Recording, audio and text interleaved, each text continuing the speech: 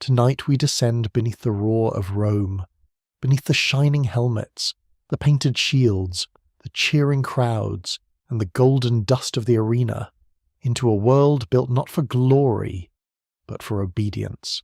The Gladiator School was not merely a place where men learned to fight. It was a machine for remaking the human body. It was a prison, a workshop, a hospital, a theatre, and a slaughterhouse, all gathered within high walls. Behind its locked gates, Rome took captives, slaves, criminals, bankrupt men, prisoners of war, and desperate volunteers, then shaped them into figures of terror and admiration. The crowd would one day see only the final performance, the raised sword, the bleeding wound, the fallen body reaching toward mercy. Yet the truth began far from the arena, in the narrow training yard, where wooden weapons struck flesh again and again beneath the hard eyes of men paid to turn fear into discipline. Archaeology gives this darkness weight. At sites connected with Roman arenas and training quarters, stratigraphic excavation has revealed foundations of barracks, exercise yards, kitchens, cells, drains, and weapon stores.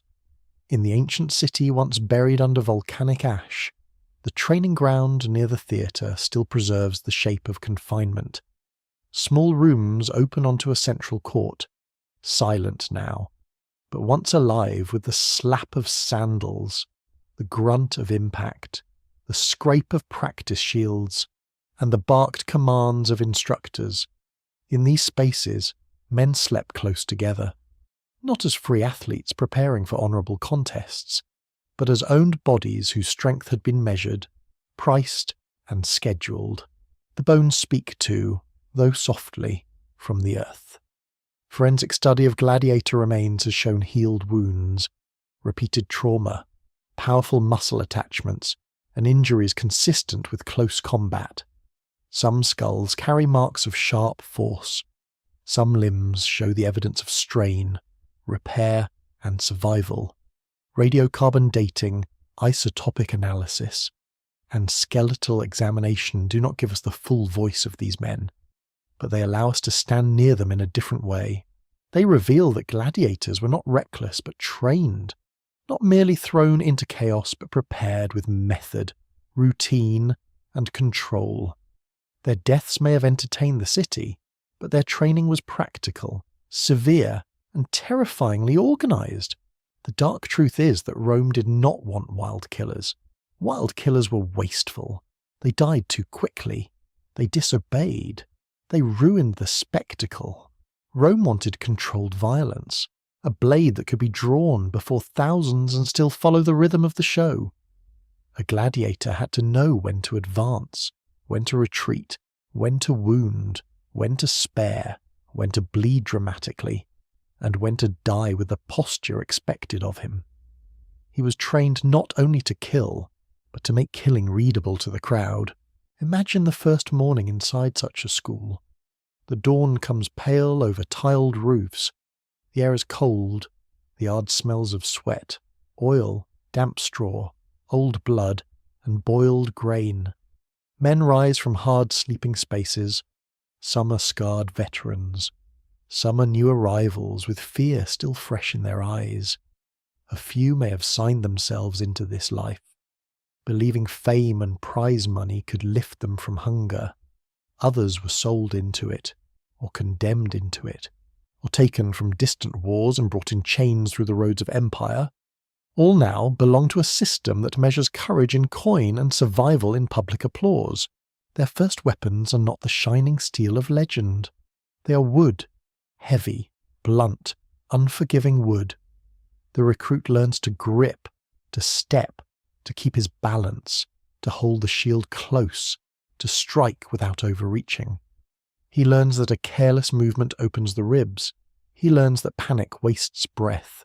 He learns that pain is not an interruption to training, but part of the lesson itself. Bruises bloom across arms and shoulders, fingers split, knees ache. The body is corrected until obedience becomes instinct. The school is watched constantly. Doors are locked. Weapons are controlled. Meals are counted. Movement is restricted. The fighters are valuable, but not trusted. Their trainers understand that every man being taught to kill is also a possible rebel. The Roman answer is enclosure, walls, guards, hierarchy, punishment, reward, food for strength, chains for order, medicine for investment, and fear for discipline. Still, the gladiator was never a simple victim in the Roman imagination. This is one of the unsettling mysteries of the arena. The same society that degraded these men also admired them. Their images appeared in wall paintings, lamps, cups, mosaics, and scratched drawings. Some became famous, some were desired, some had supporters who knew their fighting style, their victories, their wounds, even their names. Rome made them low, then raised them into symbols. It stripped them of freedom, then dressed them in myth. That contradiction lies at the heart of the gladiator school. Inside those walls, a man could be beaten like property and celebrated like a hero. He could be fed carefully and denied liberty. He could receive medical treatment unavailable to the poor, not because his life was sacred, but because his body was expensive. He could win applause, gifts, and perhaps even freedom. Yet every step toward glory passed through a training yard designed to break him first. The Roman world called this discipline.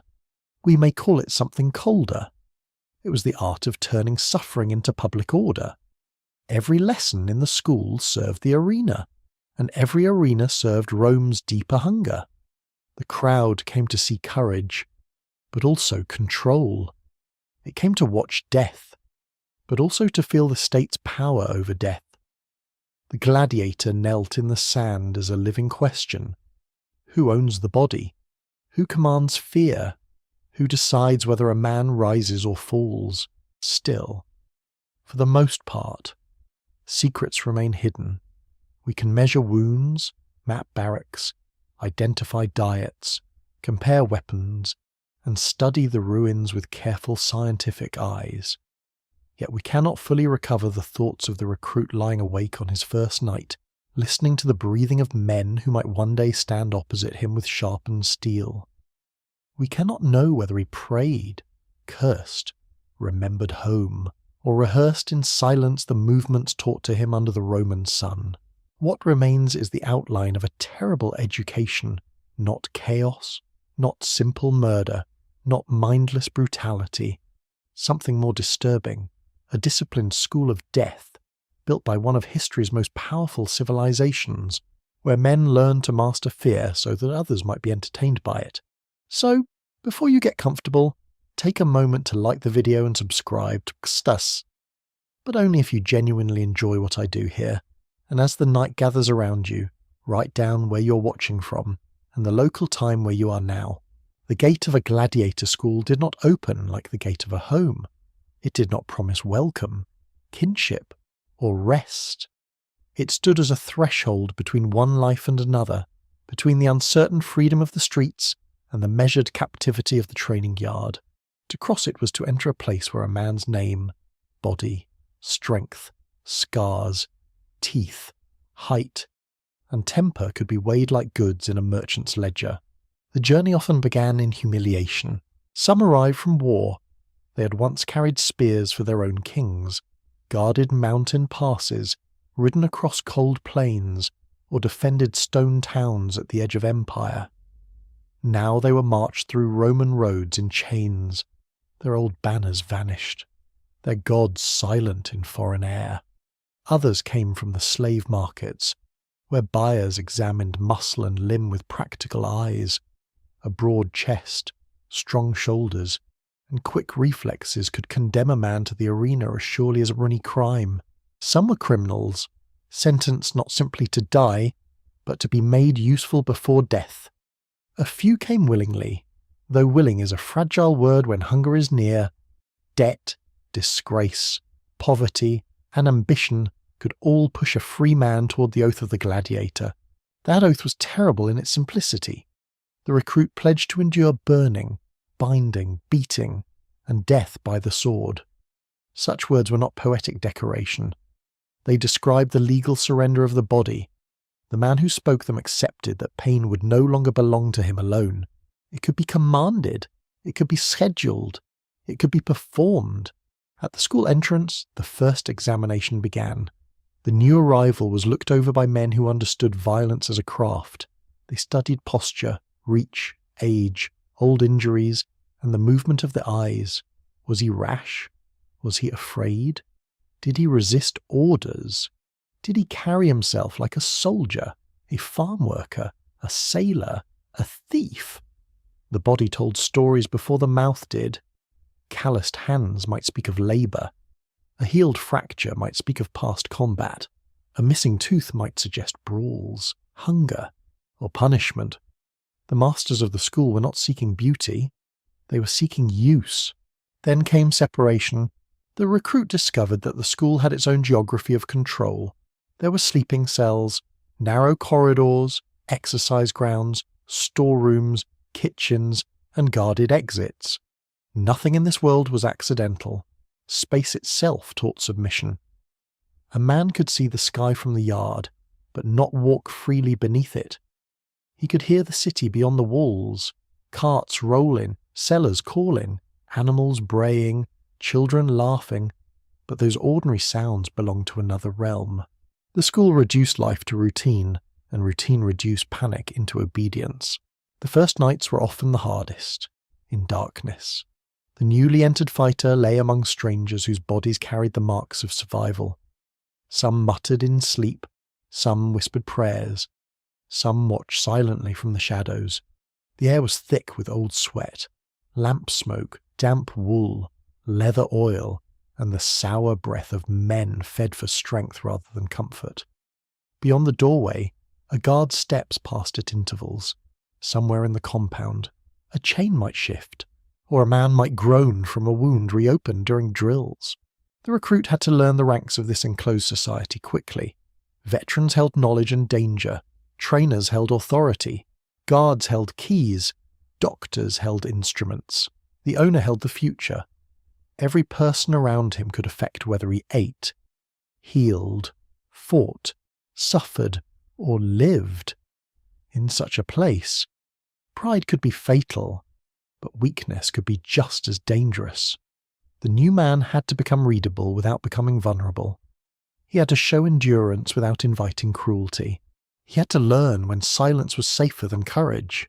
The transformation began with the stripping away of old habits. A warrior from the frontier might have known battle as a rush of noise and dust, where formations broke and men killed to survive. A street fighter might have trusted sudden rage. A soldier might have depended on comrades and commands. But the Gladiator school demanded something different. The arena was not an open battlefield. It was bounded, watched, interpreted. Every movement had meaning. Every pause could stir the crowd. Every wound could alter the rhythm of the contest. So the recruit learned not only to fight, but to be seen fighting. His diet changed. Heavy food filled the belly, building mass and resilience. Barley, beans, porridge, and simple fare became the foundation of the body that Rome wanted. There was no feast of heroes here. The meals were functional, repetitive, almost monastic in their plainness. A man ate because muscle was needed. He drank because dehydration weakened performance. His flesh became a managed resource. His skin changed too. Training toughened palms and shoulders. Blows from wooden weapons raised bruises that darkened, faded, and returned. The feet hardened against packed earth. The neck learned the weight of helmets and practice gear. The lungs learned the rhythm of exertion under command. Morning by morning, the body that had entered through the gate became less private, less spontaneous, less free. Yet fear remained. No wall, no drill, no ration could erase the knowledge that the school pointed toward the sand. In the yard, a recruit might watch a seasoned fighter practice with calm precision and understand that skill was a form of survival. He might see another man punished for disobedience and understand that resistance had its own arena inside the walls. He might watch wounded fighters return from combat, limping, bandaged, praised, or silent, and understand that fame did not soften pain. For some, the gate of the school became a tomb before death. For others, it became a forge. Human beings are strange in captivity. They adapt. They study their captors. They make alliances. They compete. They dream. Even in a place designed to control them, recruits could search for dignity in posture, excellence in skill, and identity in the weapon assigned to their hands. A man who had lost his homeland might become known for his shield work. A condemned criminal might become admired for courage. A slave might discover that the crowd remembered his name. But the cost was always present. The school did not give meaning freely. It demanded blood as payment. At the gate, Rome performed one of its most unsettling acts of power. It took men from many nations, classes, languages, and fates, then pressed them into a single institution of violence. The prisoner of war, the ruined debtor, the enslaved labourer, and the condemned criminal all became part of the same dark craft. Their pasts did not vanish, but they were buried beneath drills, rations, scars, and rules. The city beyond the wall imagined gladiators in moments of splendour, bronze flashing under the sun, sand darkening beneath wounds, hands raised toward judgment. Yet the first truth was quieter and colder. Before the crowd could love them, Rome enclosed them. Before the arena could praise them, the school possessed them. Before a fighter learned to kill beneath thousands of eyes, he first learned the sound of the gate closing behind him. At the centre of the Gladiator school stood a figure who rarely appears in the shining paintings of the arena. Yet without him the whole dark machine could not move. He was the owner, the broker, the negotiator, the keeper of contracts, the purchaser of bodies, the arranger of matches, and the man who understood that violence, just properly managed, could become wealth. This man was the master of the fighting house. He did not need to be beloved. He needed to be effective. In Roman society, his profession carried a shadow of disgrace, for he made his living from blood and human risk. Yet powerful people dealt with him. Magistrates needed games. Wealthy patrons needed spectacle. Ambitious politicians needed crowds pleased and distracted. The master of the school stood between elite desire and trained death. He supplied the bodies that made public generosity visible. His business began with acquisition. A fighter was an investment, and investments had to be chosen carefully. A sickly man might cost more to feed than he could earn. A reckless man might die too soon. A proud captive might attract interest, but also danger. A seasoned fighter cost more, but he could draw crowds. A famous name could fill seats before the first trumpet sounded. The master had to think like a merchant, a gambler, a stable keeper, and a military commander at once. He inspected men with cold attention. Not every strong body made a useful gladiator. Some men had power but no discipline. Some had anger but no endurance. Some had courage in a crowd but fear in confinement. The master looked for the qualities that could be shaped: broad shoulders, strong legs, quick recovery, steady nerves, and a certain stubborn will. Too little spirit made a poor fighter. Too much spirit made a dangerous prisoner. Around him worked a hierarchy of specialists. The gladiator school was not a crude pit where men simply battered one another until only the hardest survived. It was organized. It had ranks, duties, and skilled personnel. There were trainers who had often once fought themselves, men whose bodies remembered the arena in scars and stiffness. These instructors knew the difference between a theatrical wound and a fatal mistake. They taught the angles of shields, the timing of lunges, the safe way to fall, the dangerous temptation to overextend, and the patience required to let an opponent exhaust himself. A trainer could be brutal, but brutality alone was not training. Anyone could beat a recruit. The true instructor created reflex. He repeated a motion until the body performed it before thought. He watched the feet more than the face. He corrected balance, distance, breath, and grip. He knew that a fighter who swung wildly might delight the ignorant for a moment, but a fighter who controlled space could survive for years. These men were teachers of violence, and their classroom smelled of dust, sweat, wood, oil, and fear. There were also guards. Their presence was not decorative. Every school contained men trained to fight, many of them enslaved, condemned, or desperate. A locked door was not enough. The guards watched meals, passages, storage rooms, and sleeping quarters. They controlled access to real weapons. Practice equipment could bruise and break, but sharpened steel was guarded like treasure. The school lived with a constant contradiction. It had to make men lethal, but never free. Then came the doctors and attendants. Their work reveals one of the deepest ironies of the gladiator world. A fighter could be treated with more care than many free poor citizens, not because he possessed higher dignity in law, but because he had market value. A broken arm was not merely an injury, it was a damaged asset. A wound that healed badly could ruin future earnings. A scar might enhance reputation, but a crippled knee could end a career. Medical care in the school was therefore practical, attentive, and unsentimental. The doctor examined cuts, stitched flesh, set bones, drained swelling, and watched for fever. He knew the smells of infection and cauterized wounds, the colour of healthy blood, the weakness that follows deep shock. He may have used probes, hooks, bandages, salves, and surgical instruments laid out under lamplight while a wounded man bit down on leather or cloth. Pain in such a room was not the dramatic pain of the arena. It was private, low, and prolonged. The kitchen workers mattered too. Their labour was humble but essential. Gladiators were fed to build mass and endurance. Food was discipline in another form. Meals were not given only to comfort hunger.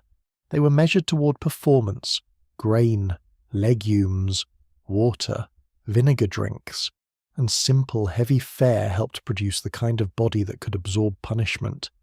The cook, like the trainer, served the spectacle. Even the record keeper had power. Names, debts, victories, injuries, punishments, and contracts and appearances had to be recorded. A fighter's life could become a line of entries, bought from one owner, assigned to one class, injured in training, matched for a festival, victorious, wounded, repaired, sent again. In the dry language of accounts, the terror of a human life could be made orderly. This is where Rome's genius becomes most chilling. The empire did not rely only on cruelty. Cruelty burns hot and burns out. Rome built systems. It took appetite and gave it schedules. It took fear and gave it architecture. It took killing and surrounded it with contracts, training methods, medical attention, diet, supervision, classification, and publicity. The master of the school was not a simple villain with a whip in hand. He was the manager of an institution that made suffering profitable and socially useful. The fighters knew this. They understood that every authority around them had a different claim upon their bodies. The trainer wanted obedience. The doctor wanted recovery. The guard wanted submission. The owner wanted return on investment. The patron wanted spectacle. The crowd wanted emotion. Somewhere beneath these demands remained the man himself, breathing, sweating, calculating, hoping. Within the school, the masters of violence shaped not only bodies, but identities. A recruit might enter as a nameless captive, but through training he became a type, a role, a spectacle with rules. The instructors did not merely ask, "Can he kill?" They asked, "What kind of death can he perform? Is he best beneath a heavy shield? Can he move quickly with lighter gear? Does his height create drama? Does his fear become rage? Does his calm make the crowd lean forward?" In this world, individuality was not erased, it was harvested. The master of the school watched all of this with the patient eye of profit. He understood that men who survived gained value. He understood that rivalry could be sold. He understood that the promise of freedom, however distant, could make obedience more durable than chains alone. He understood that hope itself could be trained. And so, behind the arena's thunder, there existed a quieter economy of control. Men were bought, classified, fed, corrected, healed, threatened, praised, and displayed. They were treated as dangerous animals, disciplined athletes, theatrical performers, and costly property all at once. The dark truth is not that Rome lacked order in its violence. The dark truth is that Rome gave violence order so complete that it could be admired. The first weapon placed into a recruit's hand was not made to glitter beneath the sun. It was not sharpened, not polished for display, not hungry for blood.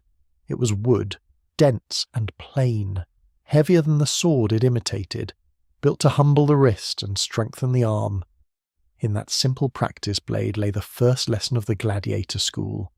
Before a man could be trusted with iron, he had to be conquered by repetition. The wooden sword was a teacher without mercy. It bruised the palm, it punished weak fingers, it pulled at the forearm until the muscles burned. A recruit who tried to swing it with rage soon learned that rage had weight, and weight could drag a man out of balance. Each careless strike exposed the ribs. Each wild step opened the thigh. Each lifted chin invited a blow to the face. The wooden blade did not kill, but it revealed every path by which death might enter. The training yard was the heart of this education. Packed earth lay underfoot, darkened by sweat and watered dust. Around it rose the walls of the school, shutting away the confusion of the city. Morning light entered slowly, touching helmets on racks, practice shields, posts, benches, buckets, and the silent faces of men waiting for orders. The day began not with heroics, but with stance, feet apart, knees alive, shield forward, weapon ready, weight centered. Such commands seemed simple, yet in them lived survival. A man who stood badly could not strike well. A man who leaned too far could be pulled, tripped, cut, or crushed. The instructors knew that the arena punished small mistakes with final consequences. So the recruit stood and shifted, stepped and reset, turned and corrected, again and again, until posture became habit. The body had to be remade from the ground upward.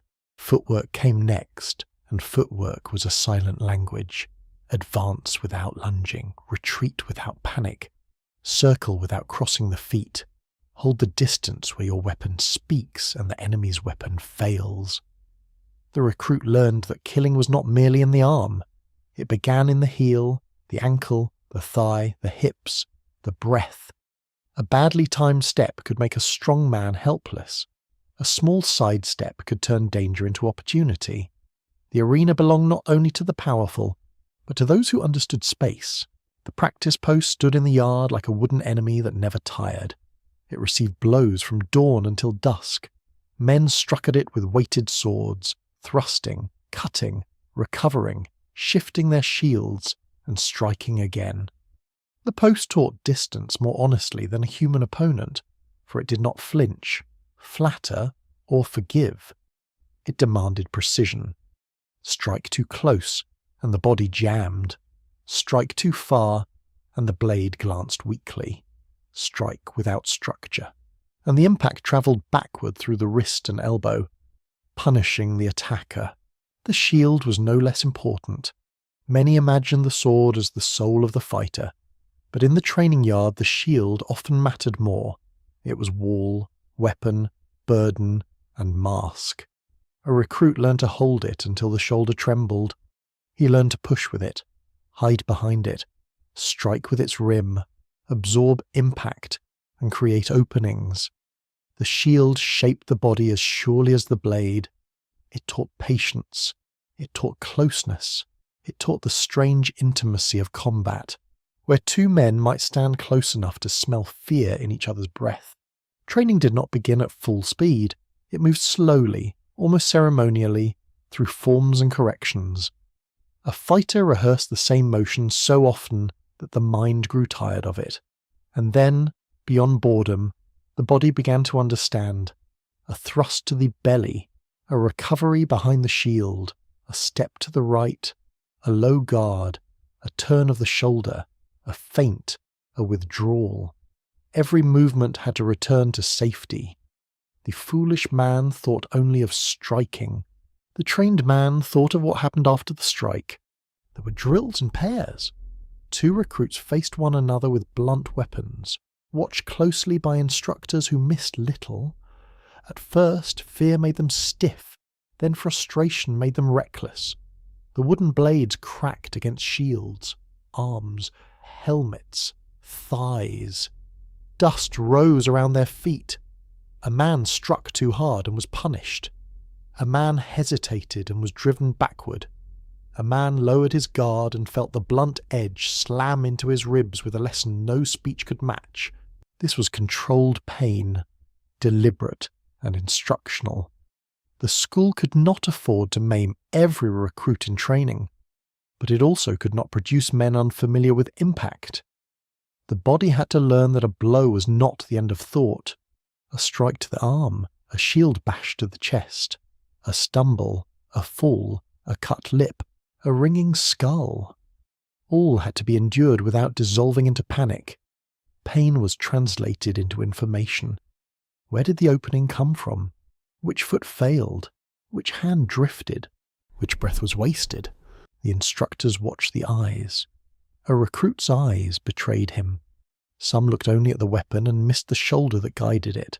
Some stared into the opponent's face and were fooled by expression.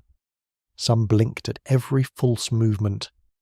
Gradually, they were taught to see the whole man: hips, knees, shield line, weapon angle, distance, rhythm. To fight well was to read the future a fraction of a breath before it arrived. Physical conditioning filled the spaces between drills. Men ran, lifted, carried, squatted, climbed, and repeated movements until exhaustion stripped away vanity. The aim was not beauty, but durability. A gladiator needed the strength to carry armor, the endurance to continue under terror, and the stability to remain dangerous while wounded. Heavy practice weapons hardened the limbs. Repeated shield work thickened the shoulders. The training yard became a furnace where weakness was exposed, mocked and burned down, yet the purpose was not to create identical men.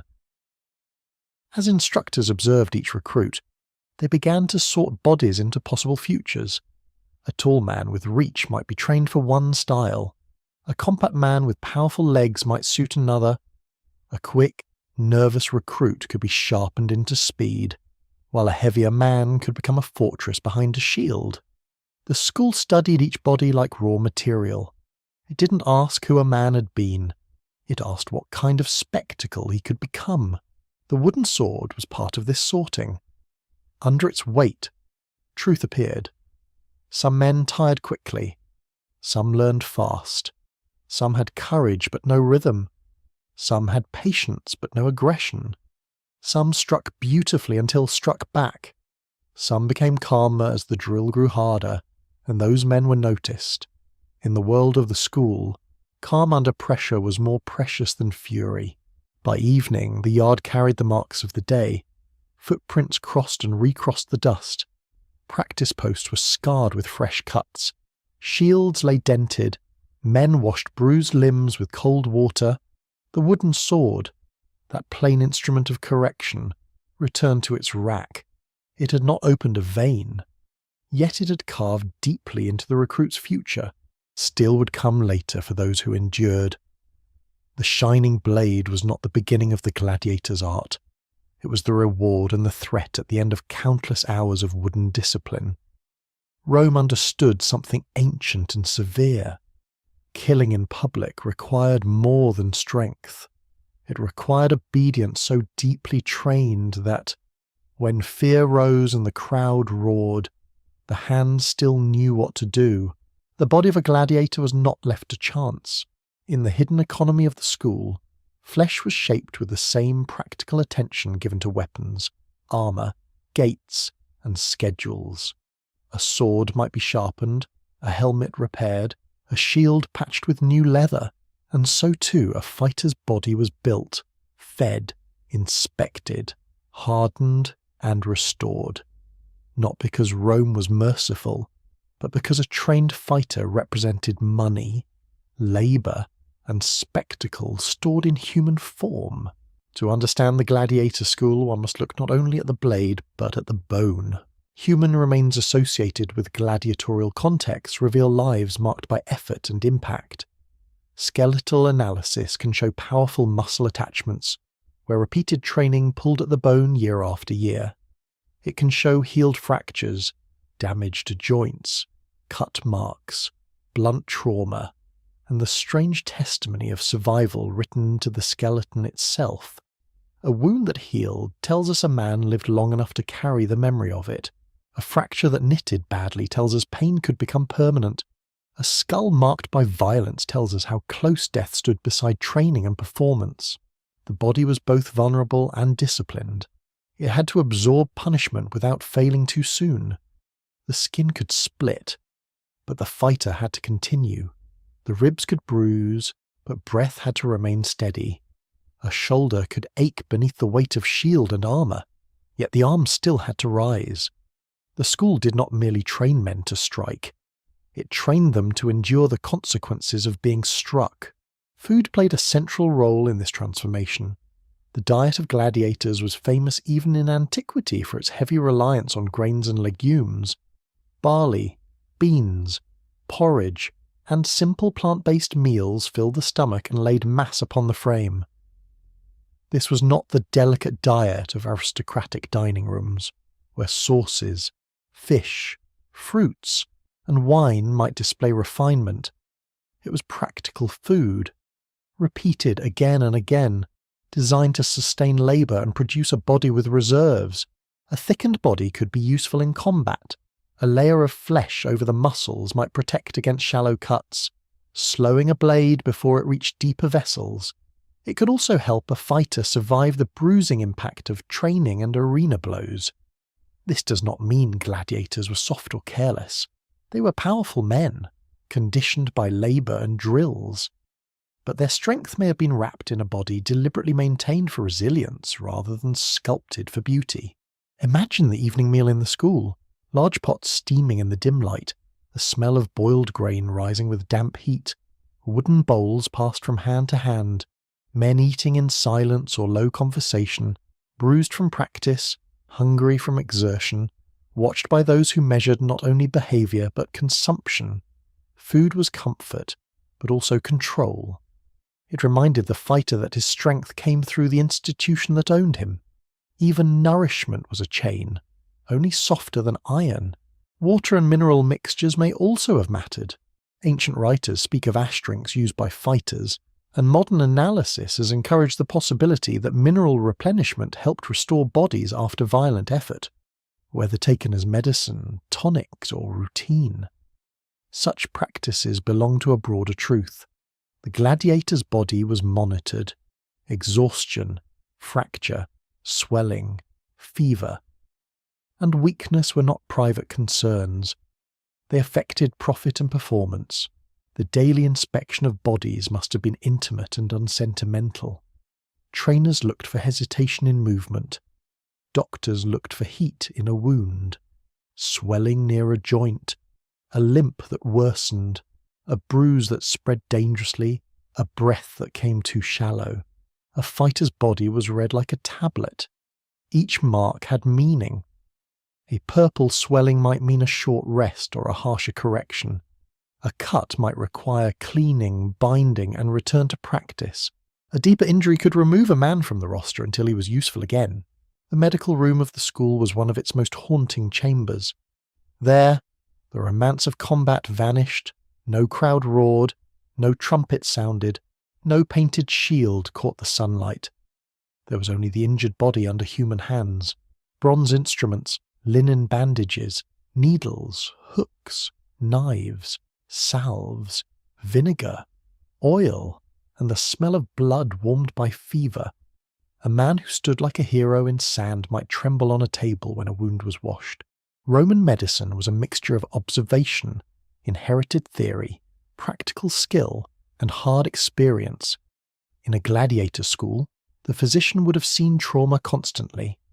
Cuts, punctures, bruises, broken fingers, dislocated shoulders, damaged knees, torn ears, cracked teeth, and concussions belong to the ordinary world of the barracks. Repetition sharpened skill.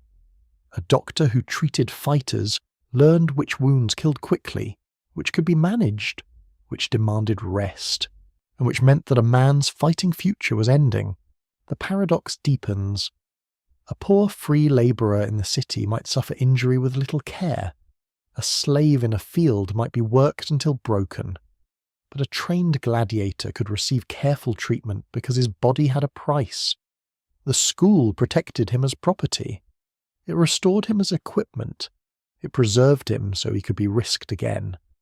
Such care was not kindness, though kindness may sometimes have existed between individuals.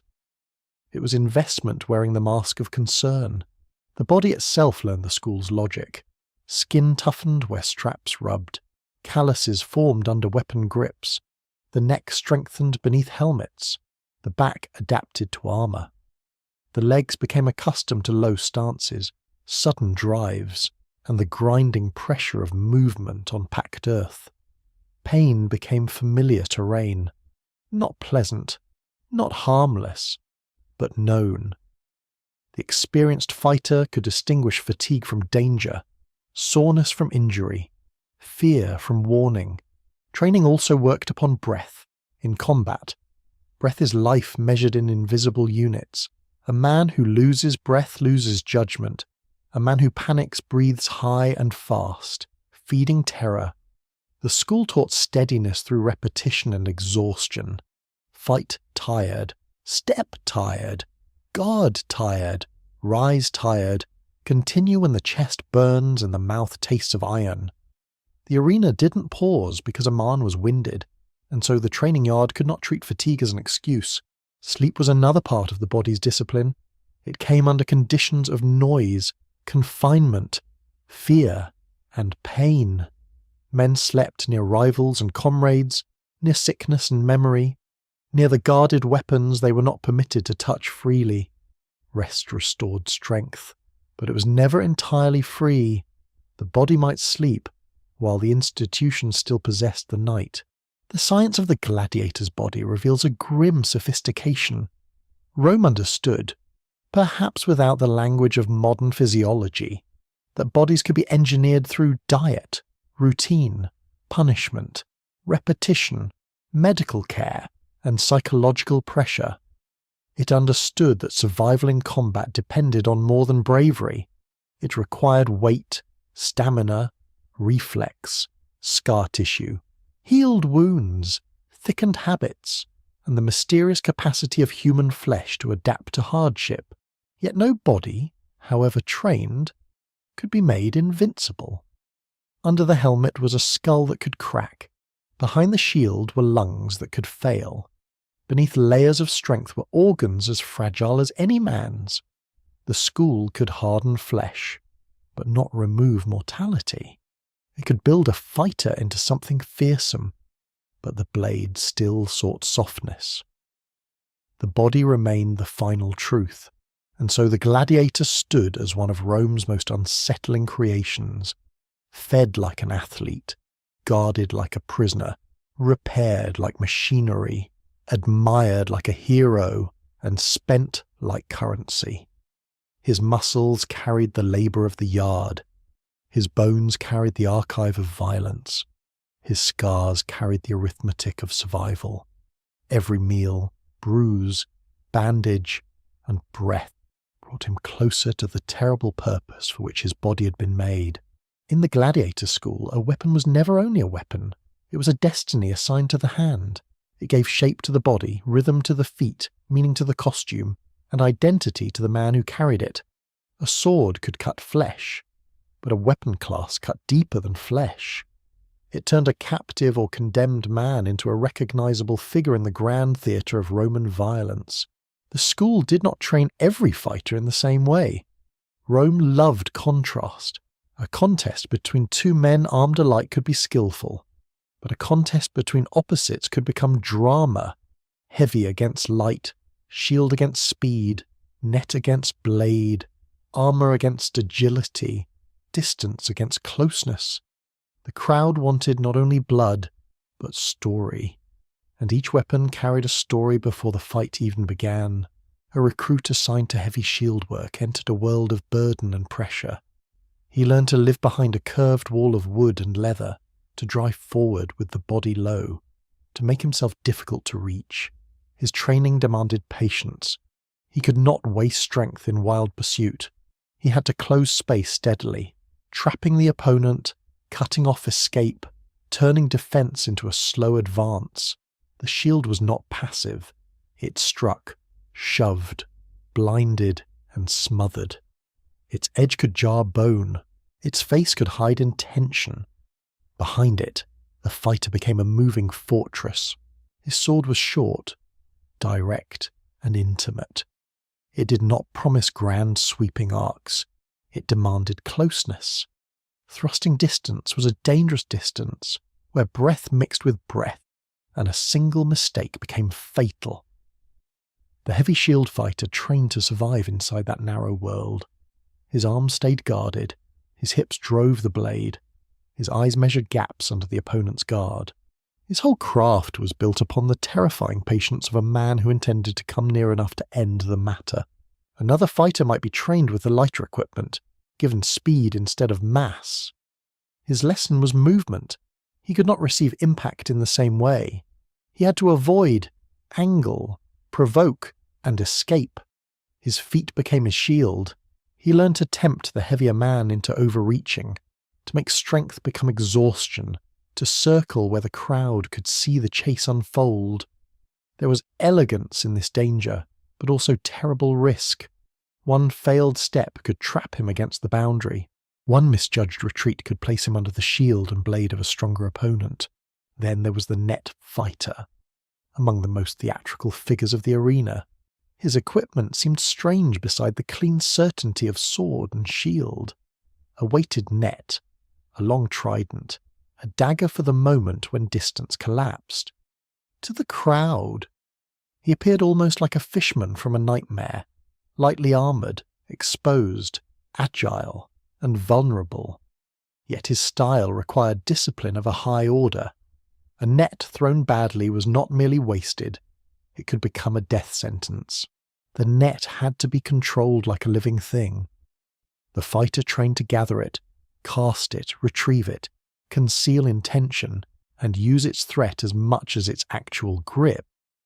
The opponent feared entanglement, and fear could shape movement.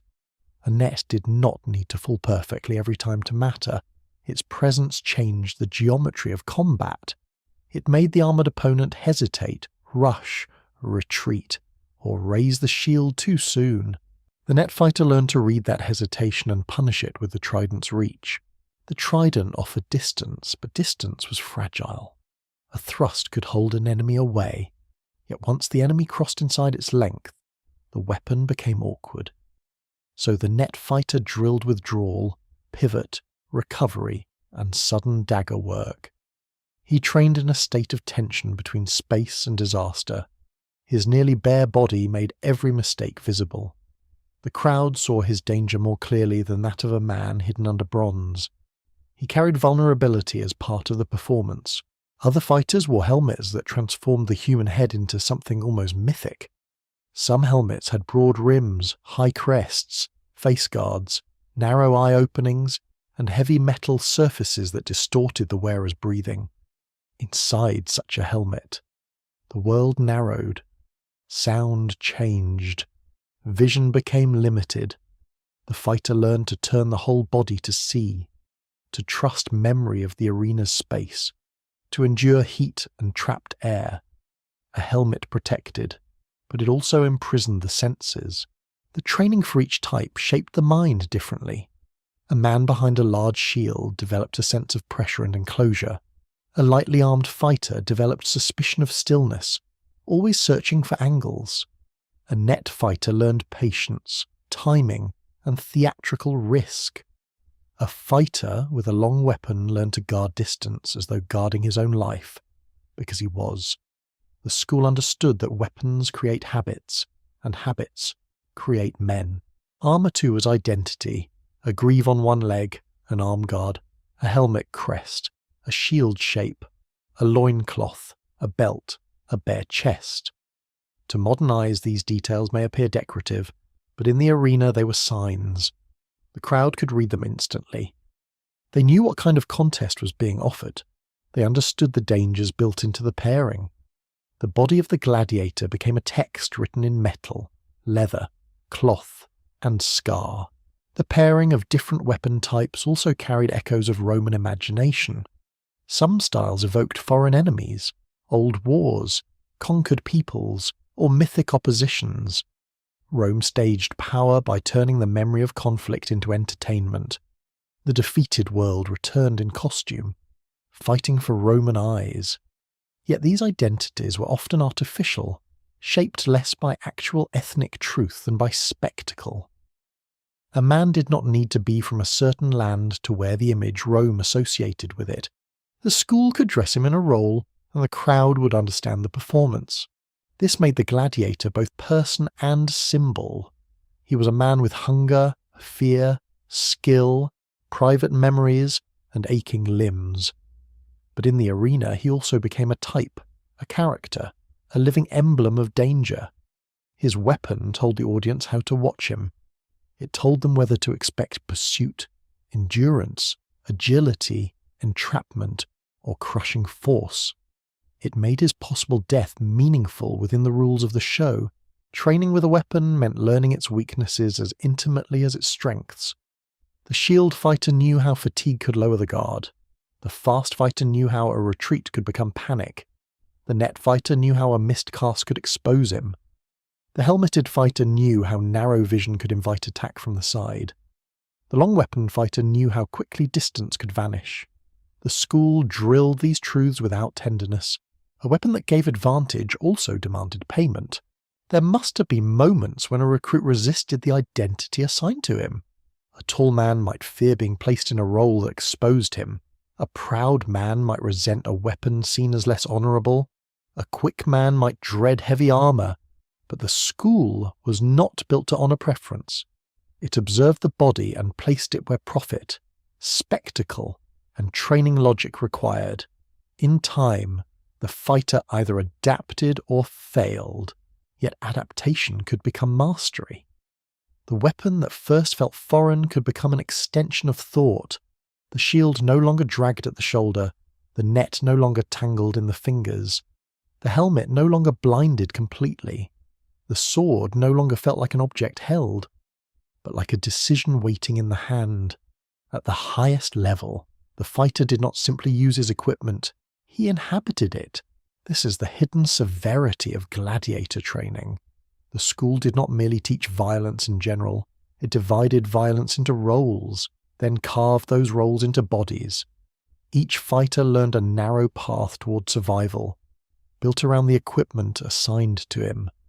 He became excellent within constraints chosen by others. His skill was real, but his identity was manufactured. In the end, the weapons of the arena reveal Rome's deep theatrical intelligence. A blade could kill, a shield could save, a net could trap, a helmet could protect. But together, arranged carefully, they created meaning. They transformed combat into narrative and death into spectacle.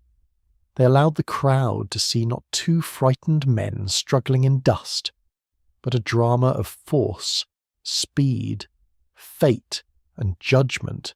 Still, beneath the armour and symbols, the human truth remained. The hand inside the guard could tremble. The shoulder beneath the shield could burn. The eyes behind the helmet could search desperately through narrow slits of light.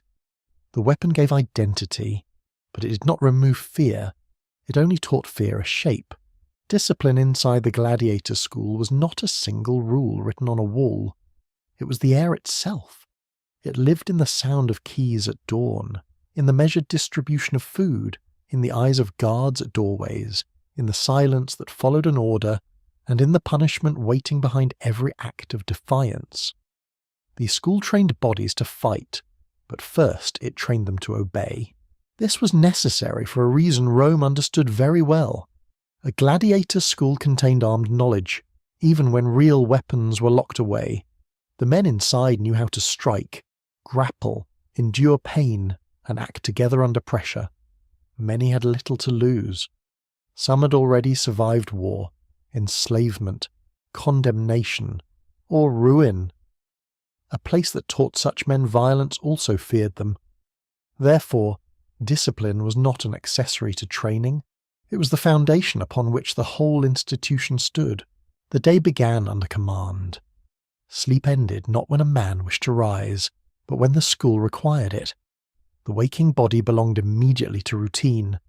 Men moved where they were told, ate when permitted, trained when ordered, rested when allowed, and spoke under watchful attention. There was no innocent wandering. A corridor was not merely a corridor, it was a channel of control. A locked gate was not merely a barrier, it was a statement. The first lesson of captivity was that even time had been taken. The recruits soon learned that punishment did not always arrive with fury. Sometimes it arrived with administrative calm, a missed command, a fight outside training, an attempt to steal food, a threat against a guard, a refusal to drill, a suspected escape plan. All could bring consequences. The school did not need every punishment to be spectacular. A reduced ration, isolation, restraints, extra labour, public humiliation, blows, or harsher training could speak clearly enough. Pain used in this way became language. The body listened. A man who entered with the instincts of a free warrior might discover that courage and disobedience were not the same thing. The school sought to separate them. It wanted bravery in the arena and submission in the barracks. It wanted aggression against an opponent, not against the owner. It wanted the fighter capable of killing on command, yet unwilling or unable to rebel when locked inside the system. This contradiction required constant pressure. The oath served as a ritual of self-surrender. To accept burning, binding, beating, and death by the sword was to speak aloud the school's rights over the body. Ancient people understood the power of spoken vows. Words did not merely describe reality. They helped create it. Once uttered, the oath gave moral and legal shape to domination. The fighter's suffering was no longer random abuse. It had been folded into a recognized order. For the listener in the dark, this may be the most disturbing truth of all. The violence inside the school was not outside Roman civilization. It was within it. It was managed by law, custom, investment, and public demand. The punishments were not failures of the system.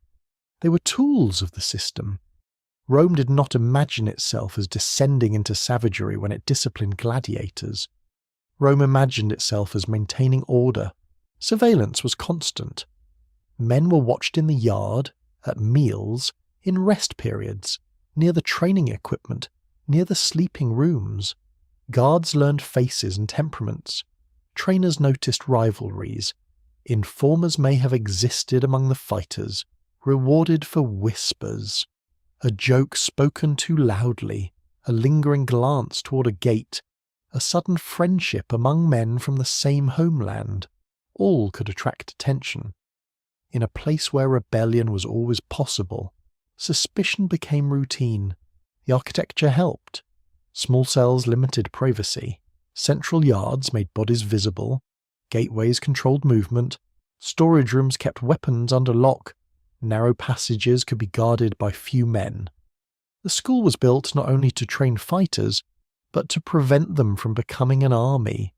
Its walls did not simply keep the city out. They kept organized violence in pieces. Yet discipline was not maintained by fear alone. Fear can silence men, but it can also make them desperate. The school used rewards as carefully as punishments. Better food, praise from a respected trainer, lighter restraints, medical attention, improved equipment. A more favourable match, prize money, small privileges, or the distant possibility of freedom could all shape behaviour. Hope was placed like a lamp far down a tunnel. It did not need to be near, it only needed to be visible. This combination of terror and hope could remake the mind. A man might endure because refusal brought pain, then he might improve because skill brought recognition, then he might compete because recognition brought status. Slowly, the logic of the school entered him. The captive began to measure himself by the very standards that confined him.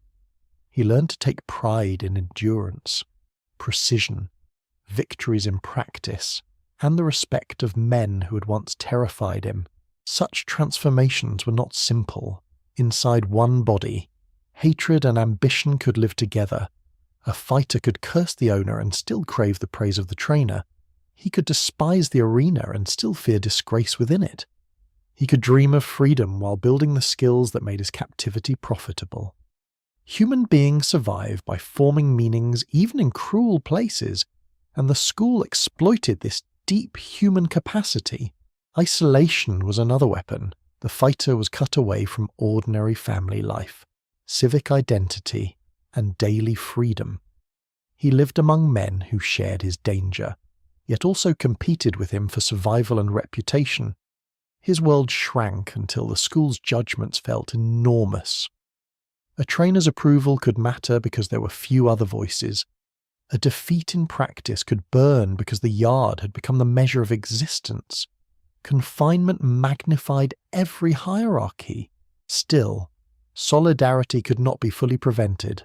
Men who trained, ate, suffered, and healed together formed bonds. Discipline had to manage this too. Brotherhood among fighters was useful when it increased morale and performance. It was dangerous when it became loyalty stronger than fear. The authorities walked a narrow path. They needed men strong enough to fight with spirit, but not united enough to turn that spirit against the walls. The psychological conditioning of the school also involved shame. A fighter could be mocked for cowardice, punished for weakness, compared to rivals, or reminded of his low status. Shame is a cruel instructor because it speaks from inside the mind. A man who fears shame may police himself more closely than any guard could. He rises when tired, he hides pain, he strikes harder, he refuses to fall too soon. The school took the ancient human need for honour and bent it toward spectacle. Public identity intensified this pressure. Some fighters became known by names, styles, records, and reputations. Their images could circulate beyond the school. Admirers might praise them. Spectators might expect courage. Once a man became visible, he carried the burden of being watched even when alone. A reputation could feed him, protect him, and give him pride. But it also chained him to future performance. The deepest discipline was not the whip, nor the locked door, nor the shouted command. It was the creation of a fighter who continued the school inside himself. A man who corrected his own stance before the trainer spoke. A man who hid fear because fear had become unacceptable. A man who measured his worth by controlled violence. A man who understood that survival required obedience to rules he had not chosen. There were moments, surely, when the mask cracked. A fighter staring at the wall of his cell. A man refusing food in silent despair. A veteran waking from a dream of the arena, his hands clenched around nothing. A recruit pressing bruised knuckles into his blanket so no one would hear him weep. The school was designed to produce spectacle, but its inner life was filled with private reckonings no crowd ever saw. Discipline behind locked doors made the arena possible. Without it, the games would have collapsed into chaos, rebellion, or slaughter without form. With it, Rome achieved something more controlled and more unsettling. It produced men who could stand under the open sky, surrounded by thousands, facing injury or death, and still follow the trained pattern. The locked door, then, was not merely wood and iron. It was the symbol of the entire world that formed the Gladiator. Behind it, the human will was pressured, wounded, redirected, and sometimes strengthened. Behind it, fear became posture, pain became habit, obedience became reflex, violence became craft, and somewhere in that darkness, a man learned to walk into danger not because he was free from fear, but because fear itself had been trained to obey. To train a gladiator was to make death familiar without allowing it to become meaningless. Each day in the yard carried the shadow of the arena, but the shadow was shaped, measured, and repeated until terror could be rehearsed. Rome understood that a fighter who met death for the first time before a crowd might collapse under the weight of it.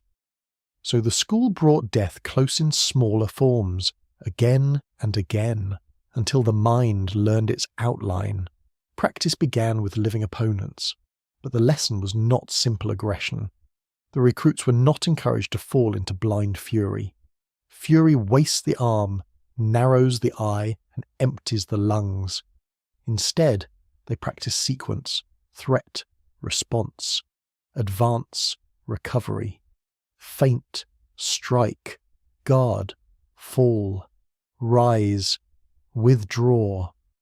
The body moved through patterns until danger became readable, not safe, but readable. The school taught the difference between a blow that looked powerful and a blow that achieved something. A wide swing could impress an untrained spectator, but it opened the body to counterattack. A shorter motion, less dramatic to the eye, might slip beneath a guard and end the contest. The fighter learned that violence had grammar. Some movements asked questions, others answered, some invited mistakes, others punished them. This grammar had to be spoken fluently under fear. A recruit might stand opposite a more experienced fighter, practice weapon in hand, trying to remember every command. Keep the shield high, watch the shoulder, do not chase the blade, breathe, step to the side, recover. Yet the moment the opponent moved with sudden force, thoughts scattered, the body flinched, the feet tangled, the shield lifted too late, pain arrived as correction. The lesson entered through the ribs or thigh more deeply than any spoken instruction. Repetition built a second mind beneath the first. The conscious mind could tremble, calculate, remember, regret, or pray. The trained body had another duty. It had to act when thought broke apart. In the arena, a fighter could not pause to reason through every movement. He needed habits strong enough to survive surprise. The school created those habits through endless rehearsals of danger. Falling was one of the most important arts. To the crowd, a fall might appear as failure, but in combat a controlled fall could preserve life. A man learned how to drop without shattering the wrist, how to roll beneath a blow, how to keep the weapon near, how to rise with the shield between himself and danger. Falling badly left the throat open. Falling well brought a breath. That breath might mean survival. The school also taught wounded movement. A fighter could not assume full strength would last. Drills forced men to continue while exhausted, bruised, or off balance. The arm might be struck, the leg might weaken, blood might run into the eye, the mouth might fill with dust. The fighter learned to narrow his world to what remained usable. If the left leg faltered, turn differently. If the shield arm burned, shorten the guard. If vision blurred, listen for the step. Survival belonged to adaptation. Some practices likely imitated the moment of decision at the end of a fight. A defeated man had to know how to yield in a way the audience could understand. A victorious man had to know how to stand over him without losing control. The arena was not only a contest of bodies, it was a ceremony of judgment. The fighters trained for that ceremony, learning gestures that signaled submission, endurance, triumph, or readiness to kill. The crowd expected courage even in defeat. This expectation shaped training. A man who panicked at the edge of death could ruin the spectacle and shame his school. So fighters learned posture under doom. Kneel without collapsing. Hold the head with dignity. Extend the hand in appeal. Look toward authority. Accept the decision without scrambling like an animal. Such training is among the darkest parts of the gladiator world. Even helplessness had to be performed correctly. Execution itself had form. Rome preferred death that could be seen, understood, and remembered. The final strike had to be deliberate. The victor could not hack wildly. He had to place the blade where it would complete the drama with terrible clarity. The loser, if trained to die in the approved manner, might present the body, hold steady, and receive death as a public act. This was not natural courage alone. It was rehearsal pressed into the nerves, yet not every fight ended in death. The school had to prepare men for restraint as much as killing. A gladiator who killed needlessly might destroy valuable property and offend the sponsor's intention. A man who spared too soon might look weak. The trained fighter learned to wound, dominate, display control, and wait for command. This balance required discipline more refined than ordinary brutality. The hand had to be fierce, then still. Practice bouts were therefore miniature dramas. Instructors watched not only who landed blows, but who controlled tempo. Could a fighter make pressure visible? Could he recover from humiliation? Could he excite without becoming reckless? Could he show courage when driven backward? The crowd loved emotional movement, danger, reversal, near defeat, renewed strength, final decision. The school trained men to create such moments while still trying to survive them. The boundary between real combat and performance was thin, but it existed. Gladiatorial fights were not harmless theatre. Blades cut, blood fell, men died. Yet they were not random street killings either. Their violence was framed by rules, pairings, expectations, and skills. The fighters practiced death daily, so that actual death, when it came, would appear to belong to a larger order. This is why the training yard must be imagined not only as a place of noise, but as a place of rhythm. Wooden blades striking shields in patterns, feet scraping in circles, trainers clapping time or shouting corrections, men repeating entrances, engagements, separations, falls, and recoveries. The sounds of practice formed a grim music, preparing bodies for the amphitheatre's louder song. The mind adapted in strange ways. At first, a recruit feared being hit. Later, he feared being seen as unable to endure. Then perhaps he feared losing status, losing a match, losing the possibility of freedom, losing the respect of men who knew the craft. Fear changed its clothing. It did not vanish. It became layered. Physical terror remained beneath social fear, professional pride, rivalry, and hope. Some men may have found a kind of calm in routine. The same drills that imprisoned them also gave structure to the unbearable. A day of practice had beginning, middle, and end. A movement could be improved. A weakness could be corrected. A rival could be studied. In a life overshadowed by mortality, skill offered one narrow form of agency. The school exploited this, but the skill was still real. To practice death every day was also to become intimate with the opponent. A fighter learned how men reveal themselves before attack. The tightening of a jaw, the dipping of a shoulder, a foot placed too heavily, breath held before a rush, a nervous flick of the weapon. Combat became a language of tiny betrayals. The trained man read them quickly, because his life might depend upon noticing what others missed. Still, no amount of practice could make death obedient forever. The unexpected remained. Sand could slip underfoot, a strap could loosen. A wound could weaken suddenly. The crowd could distract. The sun could blind. A frightened opponent could behave irrationally. In every contest, there was a place where training met chance. The school tried to shrink that place, but could never erase it. This uncertainty gave the games their dreadful power. The audience knew skill mattered, but fate still hovered. A famous fighter could fall. A lesser man could rise. A careful plan could dissolve in one breath. The trained body could perform beautifully, then fail. This was the arena's spell, order dancing at the edge of chaos. Inside the school, the rehearsal continued because there was no other answer. Practice the entry, practice the stance, practice the wound, practice the fall, practice the appeal, practice the killing stroke, practice the calm face, practice the breath that does not tremble, day by day. Rome asked men to become familiar with the impossible, to stand beside death, study it, imitate it, and wait for the hour when imitation ended. The gladiator did not train merely to kill another man.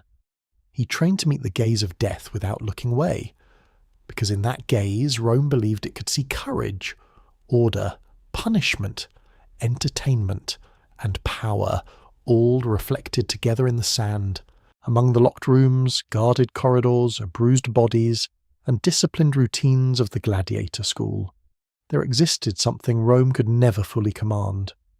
Men who suffered together began to know one another in ways deeper than ordinary friendship. They learned the sound of each other's breathing under strain. They saw fear before it was hidden.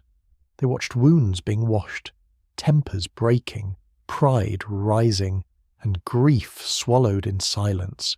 In a place built to turn men into instruments of violence, human bonds still took root. This was one of the great contradictions of the school. The institution divided men by rank, skill, weapon, value, and reputation. Yet confinement drew them together. The men who slept in the same quarters and trained in the same dust shared a world that outsiders could admire, fear, or consume, but never fully understand. The crowd saw the fighter at the moment of spectacle. His comrades saw the long preparation, the limping return, the shaking hand, the private endurance behind public courage. Rivalry was everywhere. It had to be. Status within the school mattered.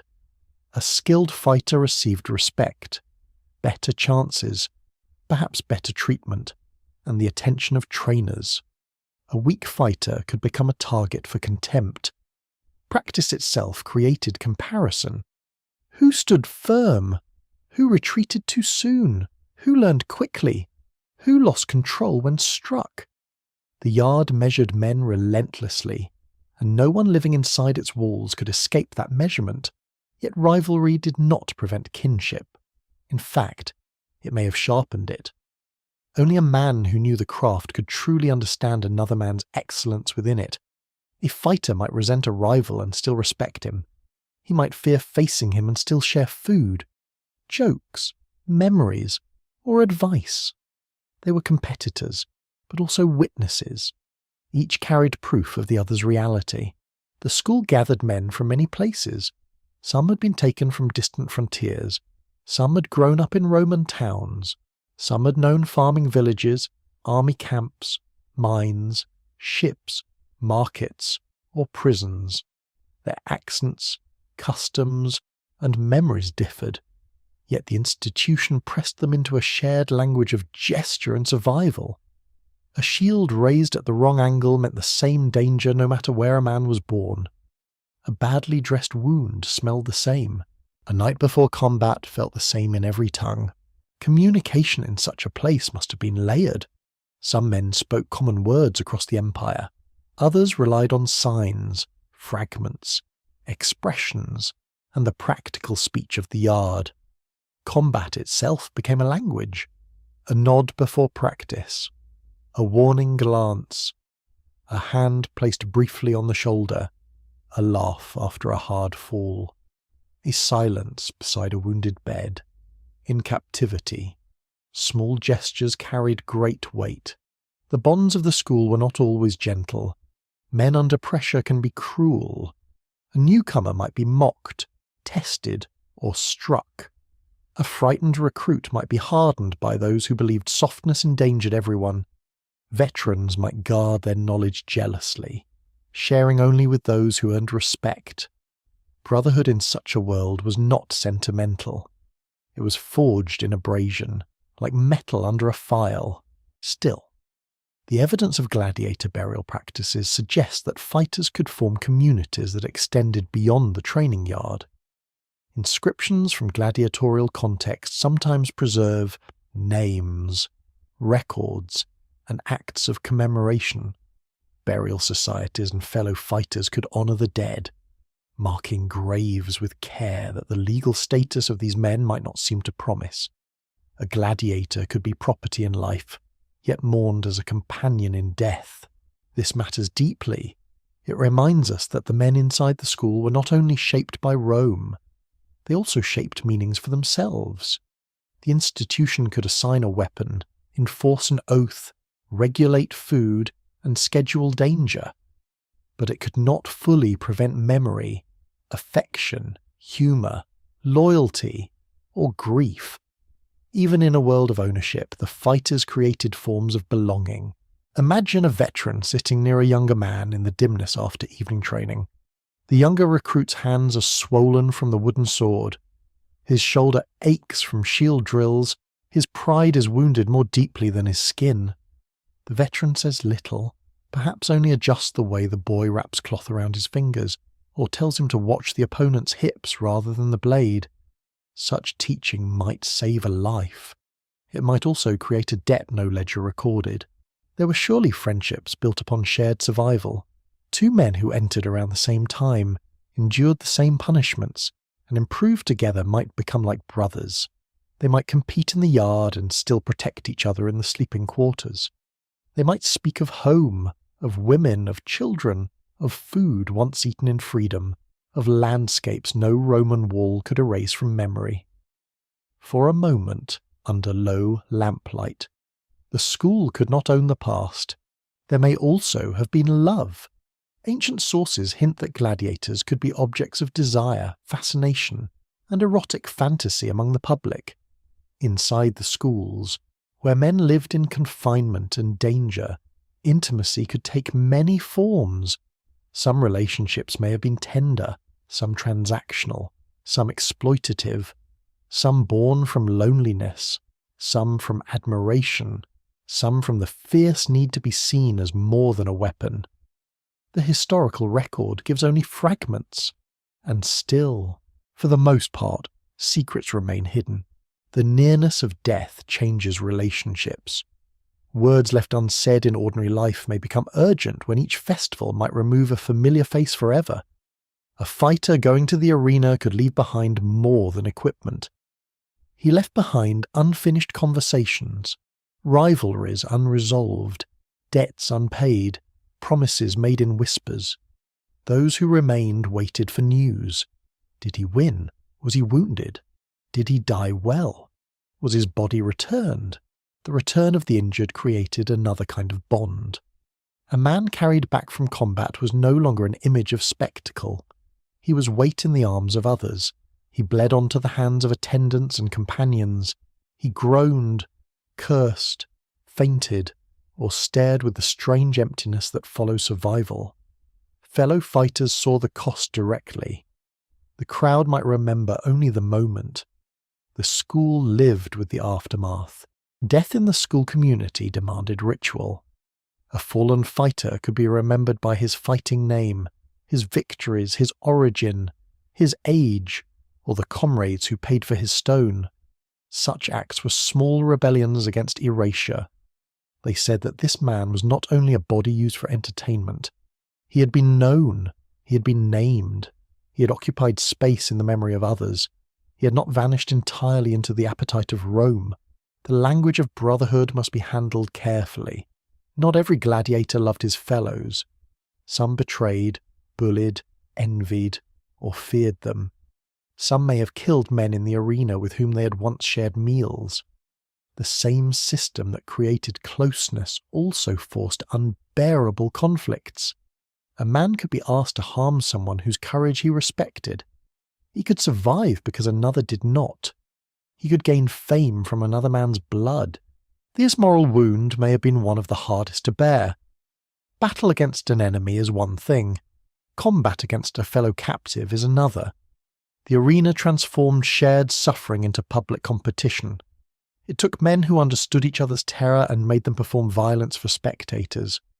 Rome's cruelty was not only in the risk of death, it was in the way it arranged human relationships so that survival and harm became intertwined. Even so, companionship remained. Perhaps it had to. A man alone in such a place would be easier to break. Shared jokes could soften the edge of fear. Shared knowledge could increase survival. Shared mourning could restore dignity. Shared defiance, even in small forms, could remind men that their inner lives had not been entirely conquered. There may have been songs, low and rough, carried under the breath while cleaning equipment. There may have been nicknames given in mockery that later became affectionate. There may have been quarrels over food, sleeping space, insults, women, pride, and reputation.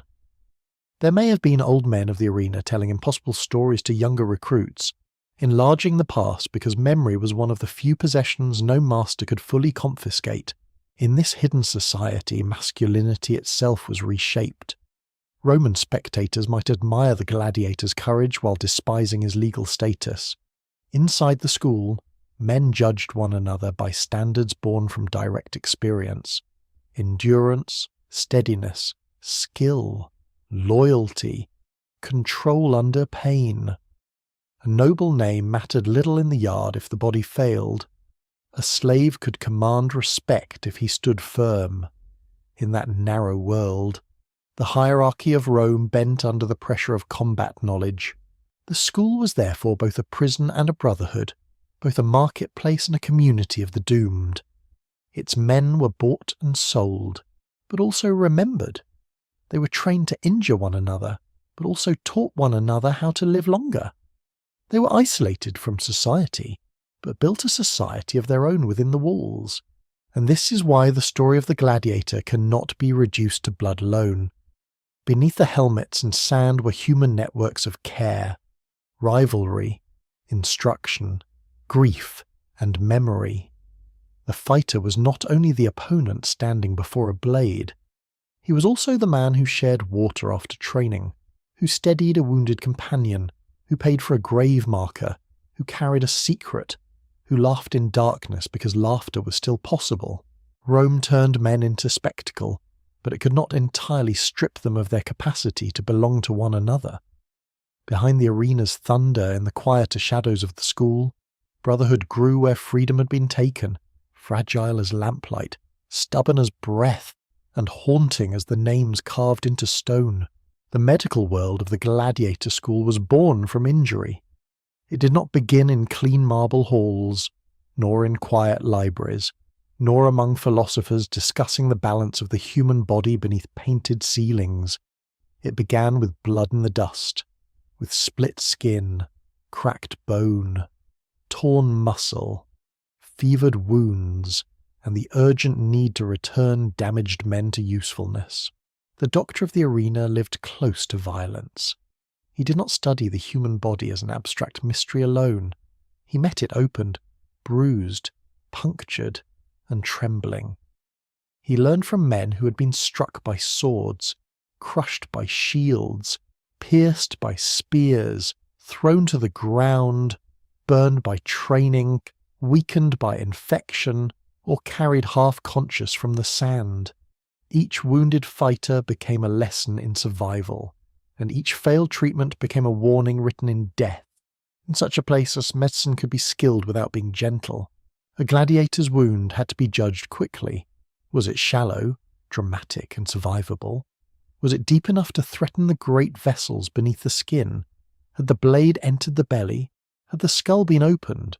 Was the bleeding steady, pulsing, dark, bright, hidden? The physician had to know not only how a wound looked, but what it might become by nightfall. Fever could rise like an invisible enemy. Infection could turn a small cut into a sentence. A broken limb could heal straight, crooked, or not at all. The tools of such a doctor were practical and frightening. Probes searched the depth of wounds. Forceps drew out fragments. Hooks held flesh aside. Needles closed torn skin. Blades cut away what could not be saved. Bandages pressed against bleeding. Salves soothed or sealed. Vinegar, wine, oil, and herbal preparations entered the wounded world of the body, carrying with them both medical intention and the sharp sting of pain. A treatment room in a gladiator school must have sounded very different from the arena. No cheering, no music, only commands, groans, breathing, metal against bowls, water poured into basins, and the low speech of men trying to keep another man from slipping away. The doctor had to be part healer, part craftsman, part judge of value. He examined not only whether a man could live, but whether he could fight again. A finger lost might alter grip, a knee injury might ruin footwork, a damaged eye might make a helmet's narrow vision deadly, a shoulder that healed stiffly might weaken the shield arm forever. In the medical room, the future of a fighter could be decided long before any public contest. There was an unsettling intimacy in this care. The physician touched bodies that the crowd knew only from a distance. He washed away the dust that made wounds theatrical. He saw the pale skin beneath the armour straps, the bruises hidden under belts, the old scars crossing new cuts. He knew which celebrated fighter limped in private. He knew who feared the needle more than the sword. He knew who healed quickly, who concealed pain, who drank too much when allowed, who shook with fever, who asked for a friend in the night. The medical staff also managed recovery. Rest was not simply mercy. It was calculation. Return too soon, and a fighter might break permanently. Rest too long, and he cost money without earning. The doctor's advice had to move between care and pressure. A wounded man might plead for more time. An owner might demand readiness. A trainer might argue that the fighter was useful only if disciplined back into motion. The physician stood at the crossing of flesh and profit. This was where the gladiator's humanity and economic value became almost impossible to separate. A man received treatment because he mattered, but the reason he mattered might be brutally practical. His trained body had consumed time, food, instruction, and money. His name might attract spectators. His style might complete a planned pairing. His absence might inconvenience a festival. The medicine that saved him may also have returned him to danger. The school's doctors must have learned patterns from repeated trauma. A sword cut to the forearm, a shield blow to the face, a puncture wound to the thigh, a broken finger from a bad block, a dislocated shoulder from a fall, a concussion from helmet impact, a slice along the scalp that bled dramatically but spared the skull, a deep belly wound that quieted the room because everyone understood its meaning. In a society without modern machines, observation was everything. Experience gathered in the doctor's hands. Surgery, when necessary, was a test of endurance for patient and practitioner alike. Pain relief existed in ancient medicine, but not in the deep and controlled form known to later ages.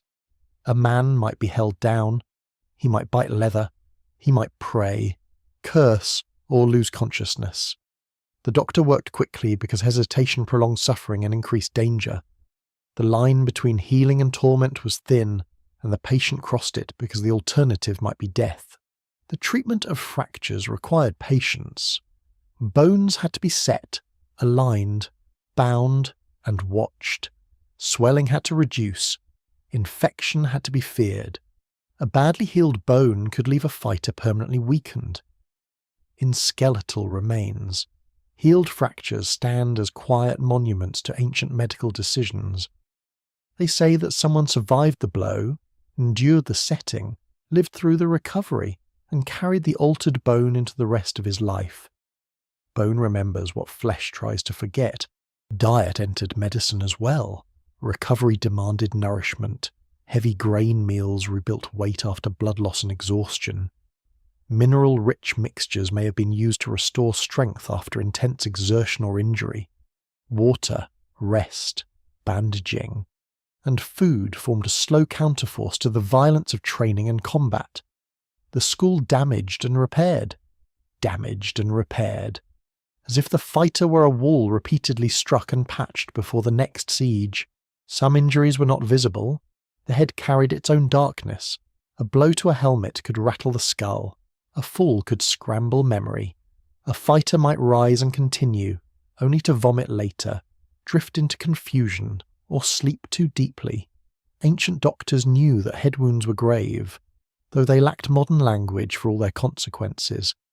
The school may have praised a man who fought through dizziness, yet inside the skull something delicate might have been harmed beyond easy repair.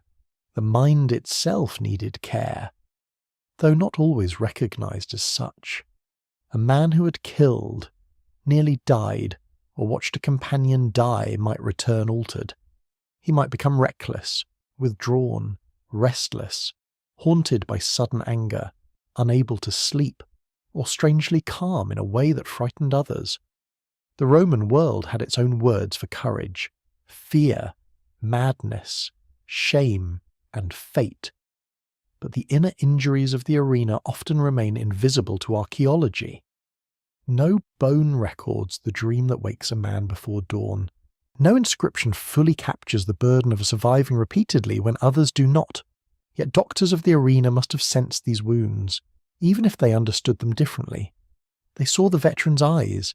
They saw the recruit shaking after his first serious bloodletting. They saw the silence of men who had been praised in public and broken in private. Perhaps some physicians offered practical comfort. Perhaps others ignored what could not be bandaged. Still, the injured mind moved through the school as surely as the injured body. The presence of medical care complicates the moral picture. It is tempting to imagine the gladiator system as pure neglect, a place where men were simply thrown away.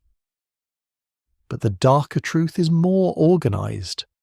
They were not always thrown away. They were maintained. Their wounds were treated. Their diets were managed. Their bones were set. Their bodies were studied. Care and cruelty lived side by side, not as opposites, but as partners in the same economy. The doctor's hands could save a man and send him back toward the blade. A bandage could be mercy and investment at once. A healed wound could become both survival and preparation for another wound. This is why the medical chamber of the gladiator school may be one of the most haunting rooms in ancient history. It reveals a civilization sophisticated enough to repair the men it endangered, observant enough to learn from their suffering, and powerful enough to call that arrangement entertainment. When night fell, the wounded lay under dim light, wrapped in linen, smelling of oil, blood, and bitter remedies. Some whispered, some slept uneasily, some stared upward, counting breaths. Outside, practice might resume for the uninjured. The school continued. The schedule continued. The body in pain became one part of a large machine that never entirely stopped. Still, within that chamber, there were moments that belonged not to Rome, but to human vulnerability. A hand gripping another hand during treatment. A cup of water lifted to cracked lips. A doctor pausing to listen for breath. A fighter waking to find he had not died. These moments do not redeem the system, but they remind us that even inside systems of violence, care can appear in small, complicated, morally troubled forms.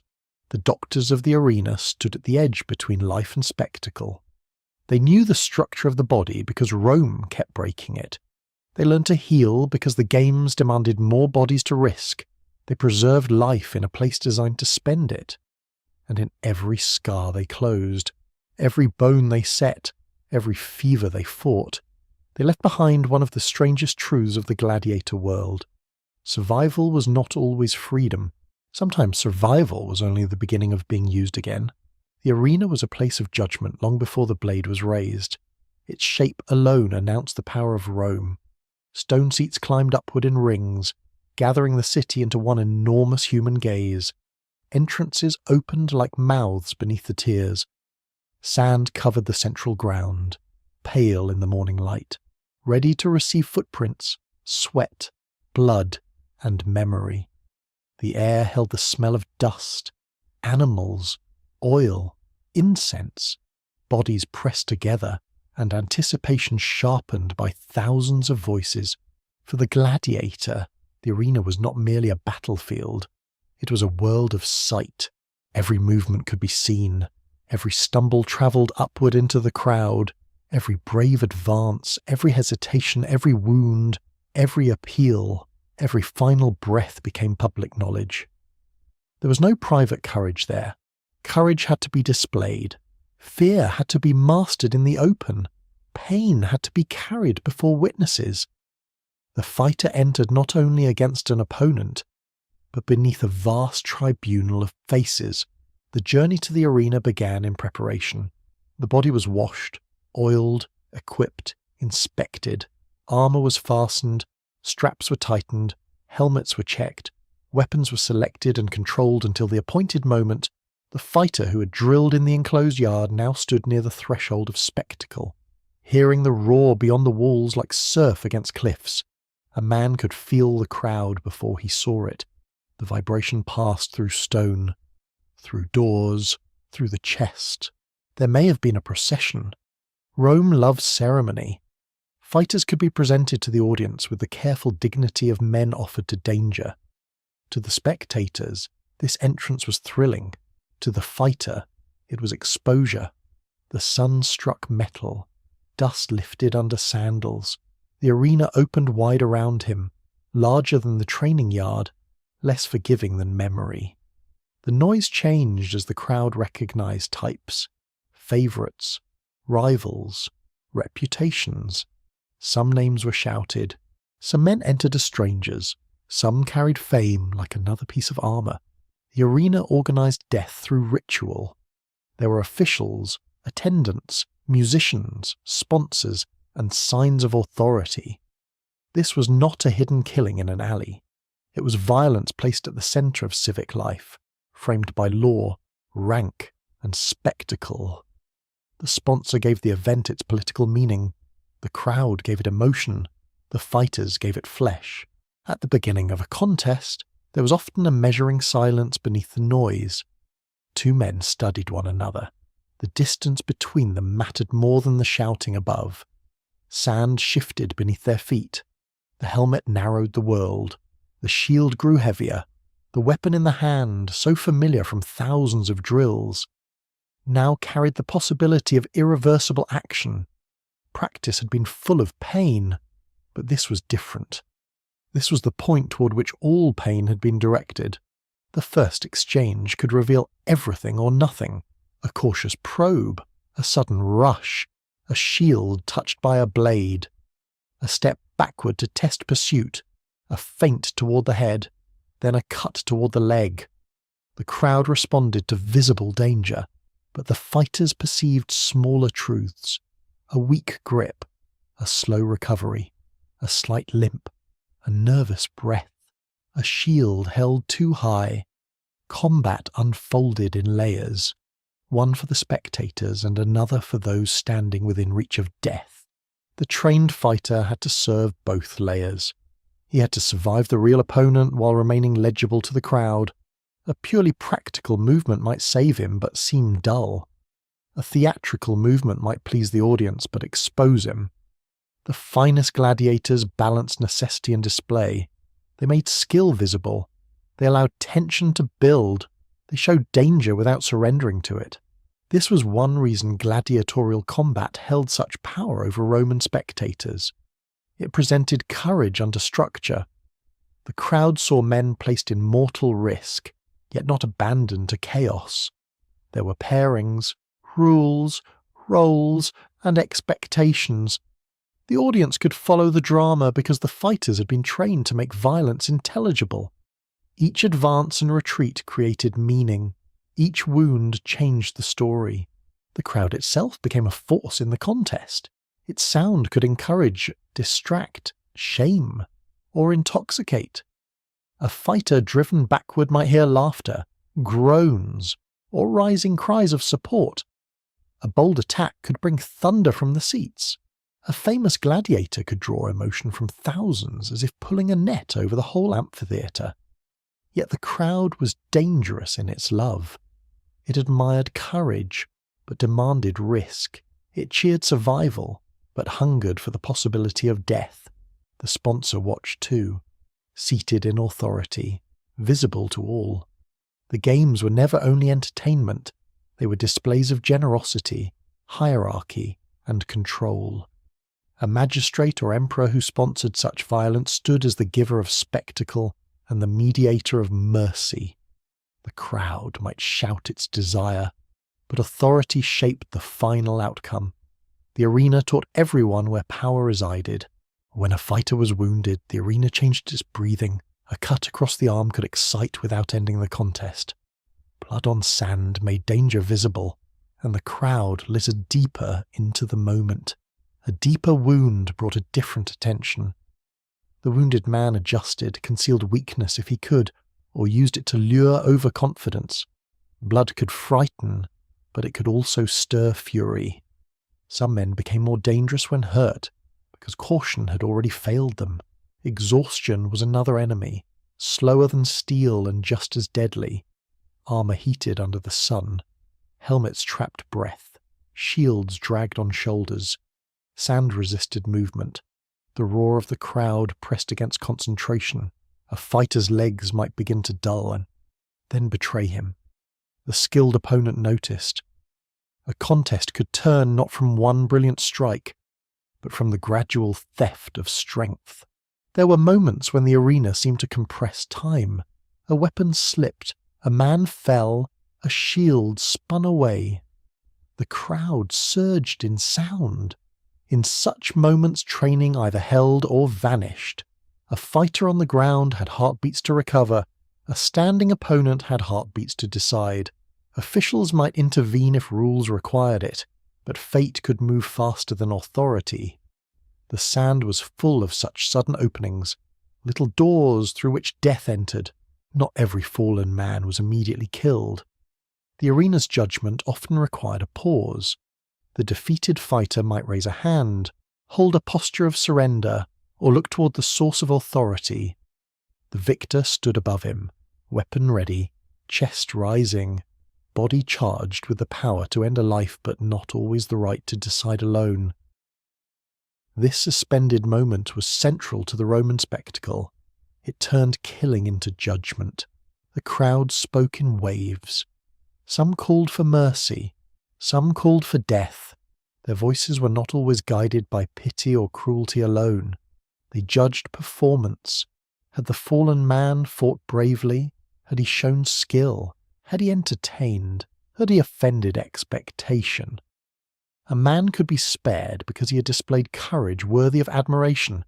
He could be condemned because he seemed cowardly, dull, or defeated without honour. The arena made entertainment and moral judgment almost indistinguishable.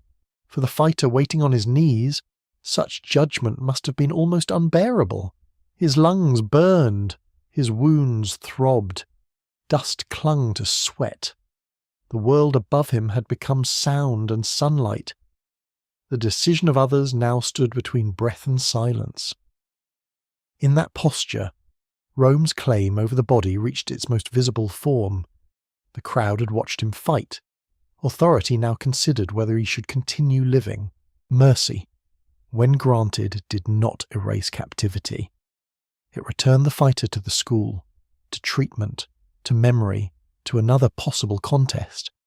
Death, when ordered, demanded composure from both men. The victor became executioner, not in rage, but in ritual. The loser, if he had been fully trained into the values of the arena, might meet the stroke with steadiness that spectators praised as noble. Such moments made Romans speak of courage, but they also reveal how deeply the system had entered the human soul. The arena as judgment extended beyond the fighters. Spectators judged themselves through what they admired. They watched bravery and believed they honoured virtue. They watched punishment and believed justice had form. They watched conquered bodies and believed empire was natural. They watched death and felt, perhaps, more alive. The amphitheatre gathered the contradictions of Roman civilization into one visible circle. There were also those who looked with unease. Not every ancient observer loved the games without question. Some saw moral danger in the appetite for blood. Some feared that witnessing cruelty could harden the soul. Some recognized that pleasure taken in suffering leaves a mark on the spectator, as surely as wounds mark the fighter. The arena did not only train gladiators, it trained audiences, for the men who survived, leaving the sand carried its own strange weight. Applause could follow them through the gate, so could silence. Victory might bring gifts, pride, and reputation. It might also bring pain, guilt, and the knowledge that survival had come at another man's expense. The arena offered glory, but glory there was never clean. It smelled of iron, dust, fear, and the body of the defeated.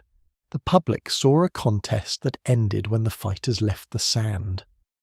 For the gladiator, the arena remained inside him. The sound of the crowd, the moment of falling, the eyes of an opponent, the pause before mercy, the shock of a wound. These did not vanish at the doorway. They returned in dreams, scars, in the way a man moved when startled, in the silence that followed praise. The arena was judgment because it decided more than victory. It decided value. It asked whether a captive could become admirable through courage. It asked whether violence could be made beautiful by discipline. It asked whether a crowd could transform suffering into civic pleasure. It asked whether a man denied freedom could still possess honour in the way he faced death. Rome answered those questions with stone, sand, and blood. We are left answerless, adrift to ponder the faces of the men who stood at the centre of that circle, trained to kill, trained to suffer, trained to be watched. Their world has vanished, but the arena's question remains unsettlingly alive. What does a civilization reveal about itself when it gathers to judge human courage only at the edge of death? Fame in Rome was never innocent. It moved through the streets like smoke from a sacrifice, fragrant to some, choking to others, rising from the same fire that consumed flesh. The gladiator, though marked by low status and captivity, could become one of the most recognizable figures in the city. His image might glow on an oil lamp, stride across a painted wall, appear in carved relief, or live as scratched praise in the rough hand of an admirer. He could be despised in law and desired in imagination. He could be owned by one man and adored by thousands. This was not an accident. It was part of the system's power. Rome understood that spectacle needed faces. The crowd did not want anonymous bodies alone. It wanted names, rivalries, records, styles, histories, and expectation. A fighter who survived long enough became more than a trained man. He became a story that spectators could follow. His victories accumulated around him like armour. His scars became proof. His manner in the arena became a signature. Some men were known for ferocity, some for patience, some for elegance, some for sudden reversals, some for the cold steadiness with which they faced judgment. The business of the gladiator school thrived on this visibility. A famous fighter was worth more than a beginner because he carried public attention. His appearance could strengthen the reputation of a sponsor. His name could stir conversation before the games began. People might debate his chances in taverns, courtyards, baths, and markets. Wagers might gather around him. Lovers might dream of him. Enemies might long to see him humbled. In this way, the fighter's body became not only a tool of combat, but a vessel of public imagination. Profit followed. The owner of a school could rent fighters to those staging games. The better trained and more renowned the fighters, the greater their value. A strong stable of gladiators was a living treasury, but a dangerous one.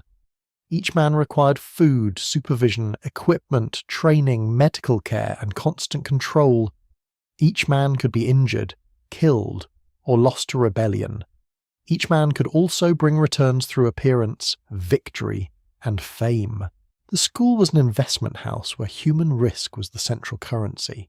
The sponsor of games had his own calculations. To provide spectacle was to purchase gratitude. In Roman public life, generosity was political language. A man who gave games appeared powerful, wealthy, and attentive to the people. He transformed private resources into public emotion. The crowd received entertainment, but also a message. This patron can command bodies, beasts, buildings, and death itself for your viewing. The games turned ambition into experience. They made power audible in applause. Gladiators were therefore instruments of public persuasion. Through them, elite Romans could speak to the masses without speeches. A magnificent show suggested abundance. A poor show suggested weakness. A rare pairing, a famous fighter, a dramatic contest, or an act of mercy could shape reputation. The sponsor stood above the violence, yet the violence served him. Blood became a form of advertisement. This does not mean the crowd was passive.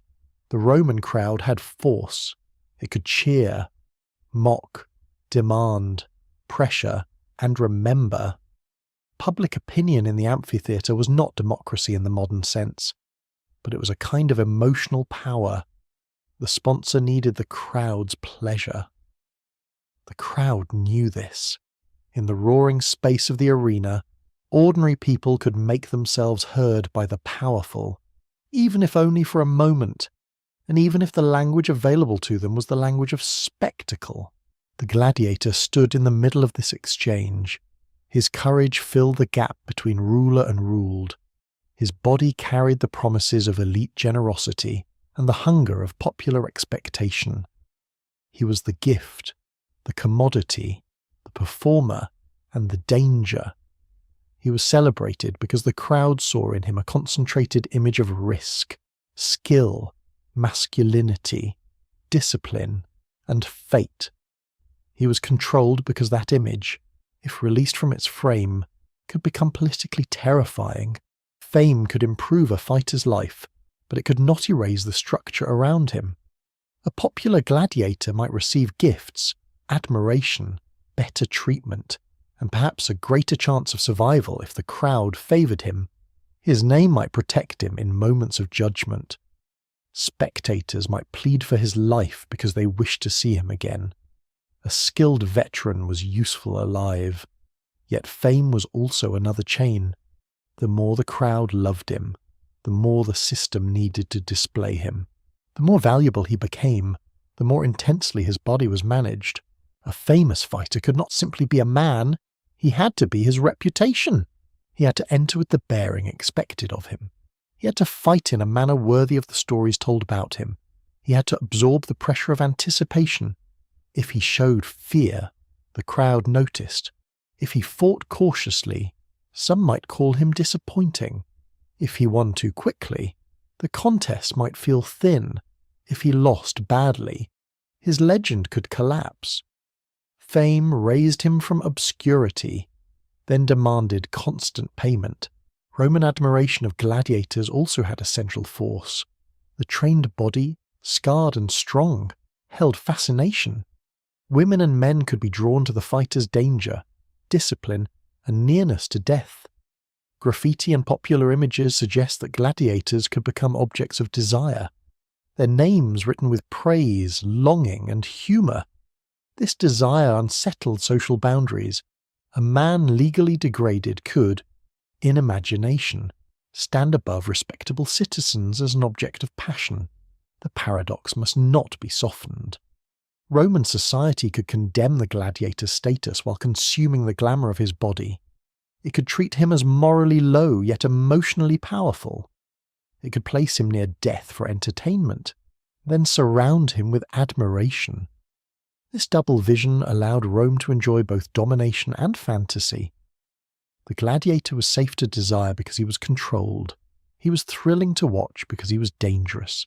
He was low enough to be used, but brave enough to be praised. Children may have imitated fighters in play. Adults collected images, lamps, cups, mosaics, and wall paintings carried gladiatorial scenes into ordinary spaces. The arena did not remain inside the amphitheatre. It entered homes, shops, baths, and memory. The school produced trained bodies, but the culture produced a vast echo of those bodies in objects and stories. The gladiator became one of Rome's most portable symbols. Control, however, stood always behind the image. The state and the elite understood the usefulness of staged violence. The arena showed what happened to bodies under authority. Criminals could be exposed to public punishment. Captives could be displayed as conquered strength. Gladiators could demonstrate disciplined submission to rules. The crowd learned that violence belonged properly to Rome, not to private vengeance or uncontrolled revolt. Public killing, carefully framed, became a lesson in who possessed the right to command death. The poor may have seen different meanings. Some found excitement and escape. Some saw courage in men who owned almost nothing but their skill. Some may have identified with the fighter's struggle under powerful eyes. A gladiator could become a strange hero for those who also felt trapped by debt, labour, hierarchy, and fate. He was not free, yet he could stand magnificently for a moment. He could force the city to watch him. That vision had power for the ruling class. This made the gladiator useful and dangerous at the same time. His courage could support Roman values, but his popularity could also trouble them. A man of low status who commanded mass admiration disturbed the neat order of society. The system tried to contain this disturbance by keeping fame dependent on ownership, contracts, and arena rules. The fighter could be adored, but only inside a cage of meanings built by others. Money moved everywhere around him. Trainers were paid, owners negotiated, sponsors spent, vendors profited from crowds, craftsmen made equipment and souvenirs, doctors preserved valuable bodies, builders maintained amphitheatres, animal handlers, musicians, attendants, heralds, guards, and officials all belonged to the larger economy of spectacle.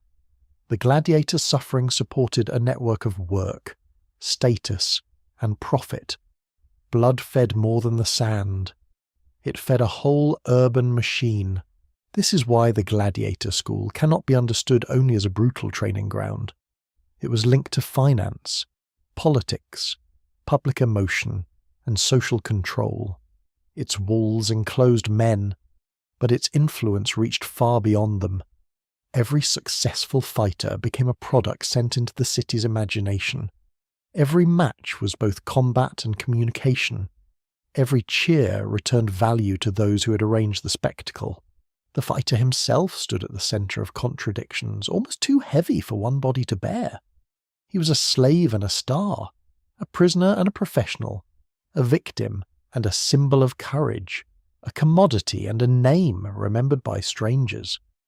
He could win admiration in a society that denied him full honour. He could earn money without owning his future. He could become famous through the very system that endangered his life. Perhaps some gladiators embraced the fame because it offered something real within confinement. To be known is not the same as to be free, but it is not nothing. A man whose name was shouted by thousands had, for a moment, escaped invisibility. A man whose skill was admired had forced recognition from those who might otherwise have ignored his humanity. In a world that had narrowed his choices, reputation could become a kind of weapon. Yet fame did not save the body from steel. It only made the risk more brightly lit. The crowd might love a fighter today and watch him die tomorrow. The sponsor might praise him and still send him into a lethal pairing. The owner might value him and still calculate that one final contest would bring greater profit than preservation. Public affection could soften judgment, but it could not abolish the system's appetite. The famous gladiator walked under louder applause, but he walked toward the same sand. Rome's genius lay in making this contradiction feel natural. It taught people to admire discipline while accepting domination, to praise courage while consuming suffering, to cheer a man while accepting that he could be owned. The gladiator's fame did not challenge the system as often as it strengthened it. The crowd could leave the arena feeling that bravery had been honoured, generosity displayed, justice served, and power confirmed. Still, beneath the triumphal noise, a darker truth remains. The gladiator became famous because Rome had first made him vulnerable. His celebrity was built upon the public management of his danger. His image shone because his life could be taken. His value increased because death stood near enough to make every appearance urgent. Fame, profit, and control were therefore not separate forces. They were braided together tightly, like leather straps around an arm guard. Fame made the fighter desirable. Profit made him worth maintaining. Control kept him available. Together they formed one of the most sophisticated engines of spectacle the ancient world ever produced. And in the centre stood a man breathing through the heat, hearing his name rise from the seats, knowing that applause could feel like love, like hunger, like command, and like the sound of a locked gate closing far behind him. There was one fear that haunted every gladiator school, no matter how high its walls or how strong its locks. It was the fear that the men trained to kill for Rome might one day decide to kill against Rome. The school depended upon a dangerous bargain. It created discipline, skill, endurance, and courage inside bodies it did not trust. It sharpened human beings like blades, then attempted to keep those blades sheathed. The most famous rupture began in a training school at Capua, where a group of gladiators broke through the logic of captivity and turned the tools of their oppression into the beginnings of war. Among them was Spartacus, remembered through Roman accounts as a Thracian by origin, a man whose name would travel far beyond the sand and stone of the arena. Yet the deeper truth of his revolt is not simply that one extraordinary man resisted. It is that the gladiator school itself had gathered the conditions for rebellion under one roof. Inside such schools lived men with strength, training, shared grievance, and intimate knowledge of violence. Some had military backgrounds. Some were prisoners of war who had once known command, formation, terrain, and the discipline of marching men. Others had learned in the yard how to read movement, endure pain, and act under fear. The institution intended to produce controlled performers, but control is never absolute when the controlled have bodies, memories, anger, and numbers. The escape from Capua began not with a grand army, but with desperation and improvisation. Ancient accounts speak of a plan discovered, of many involved, and of only a smaller group breaking free. Kitchen tools, seized wagons, and whatever weapons could be taken became instruments of survival. The details reach us through hostile Roman voices, shaped by anxiety and hindsight, yet the central fact remains stark. Men trained in a Roman killing school crossed from spectacle into revolt. Imagine the first moments outside the walls. No cheering crowd, no sponsor seated in judgment, no formal pairing, no rules to contain the violence. The fugitives moved not as characters in a show, but as men who had torn open the script written for them. The landscape beyond Capua was dangerous, but it was open. Roads, farms, hills, estates, storehouses, and mountains replaced the measured yard. Every hour of freedom required decision. Where to go, whom to trust, what to seize, how to avoid pursuit, how to feed men who had chosen the path from captivity into outlaw war. Rome at first underestimated them. This was perhaps understandable, and perhaps revealing. To Roman elites, gladiators were dangerous individuals, but not necessarily a political army. They were entertainers, criminals, slaves, fighters under management. A handful of escapees could be treated as a security problem. Yet the revolt grew because the world beyond the school contained thousands who had their own reasons to hate bondage, debt, exploitation, and Roman power. Enslaved labourers fled estates. Rural workers joined. The dispossessed found motion in the rebellion. The gladiator became a banner for those who had no banner. Spartacus and his companions did not merely run. They fought. They defeated forces sent against them. They used terrain, surprise, mobility, and the courage of men who knew capture would mean agony. Their rebellion moved through Italy like a storm the ruling class struggled to comprehend. Roman commanders learned that men dismissed as arena property could become battlefield opponents of terrible resolve. The revolt exposed a crack in Roman confidence. The same society that displayed domination in public had created deep reservoirs of resentment in private. Vast estates depended upon enslaved labour. Wars fed markets with captives. Debt and poverty pressed heavily upon the lower orders. The arena dramatized power, but the revolt revealed how many bodies lived beneath that power unwillingly. When trained fighters broke loose, they gave form to a fear already present across the countryside. Yet rebellion was not simple liberation. It carried hunger, violence, disagreement, and uncertainty. Ancient sources suggest divisions among the rebels, shifting aims, and difficult choices. Some may have wished to escape Italy, some may have sought plunder, some may have wanted revenge, some may have followed because movement itself seemed better than bondage. A revolt of desperate people is rarely pure. It is made of hope and rage, discipline and chaos, strategy and survival. Spartacus remains difficult to see clearly.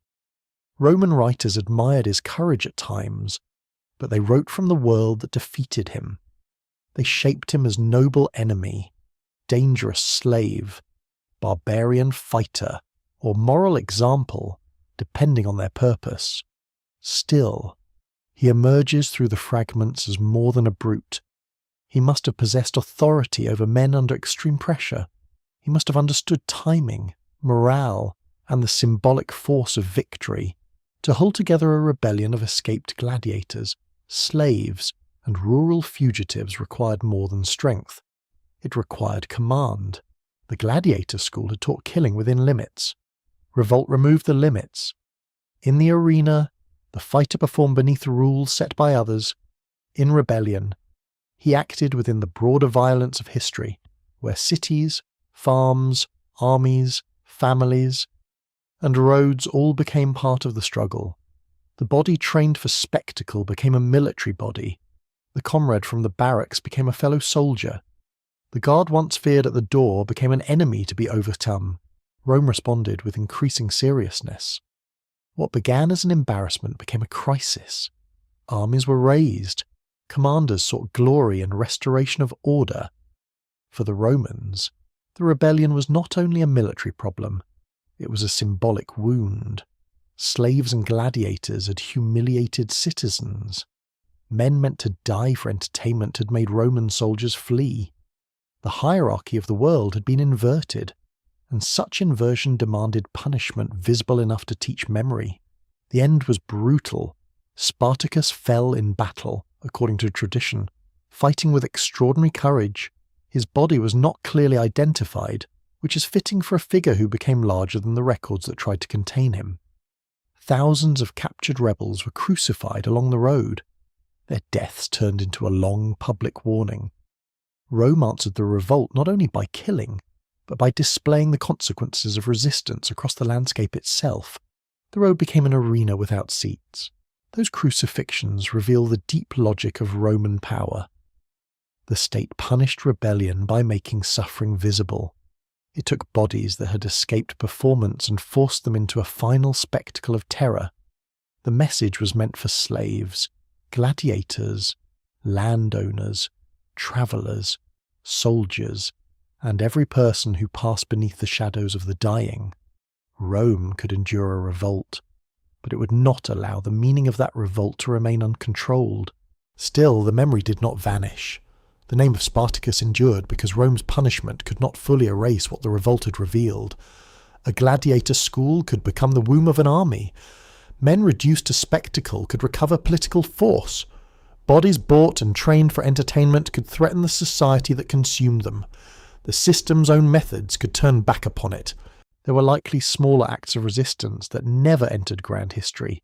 A whispered plan exposed before it ripened, a guard bribed, a weapon hidden, a trainer attacked, a refusal to fight, a deliberate poor performance, a suicide before the arena, a friendship that sheltered a fugitive. The records preserve great flames more easily than sparks, yet sparks must have occurred wherever confinement and violence met. For the most part, secrets remain hidden. Resistance did not always wear the face of open revolt.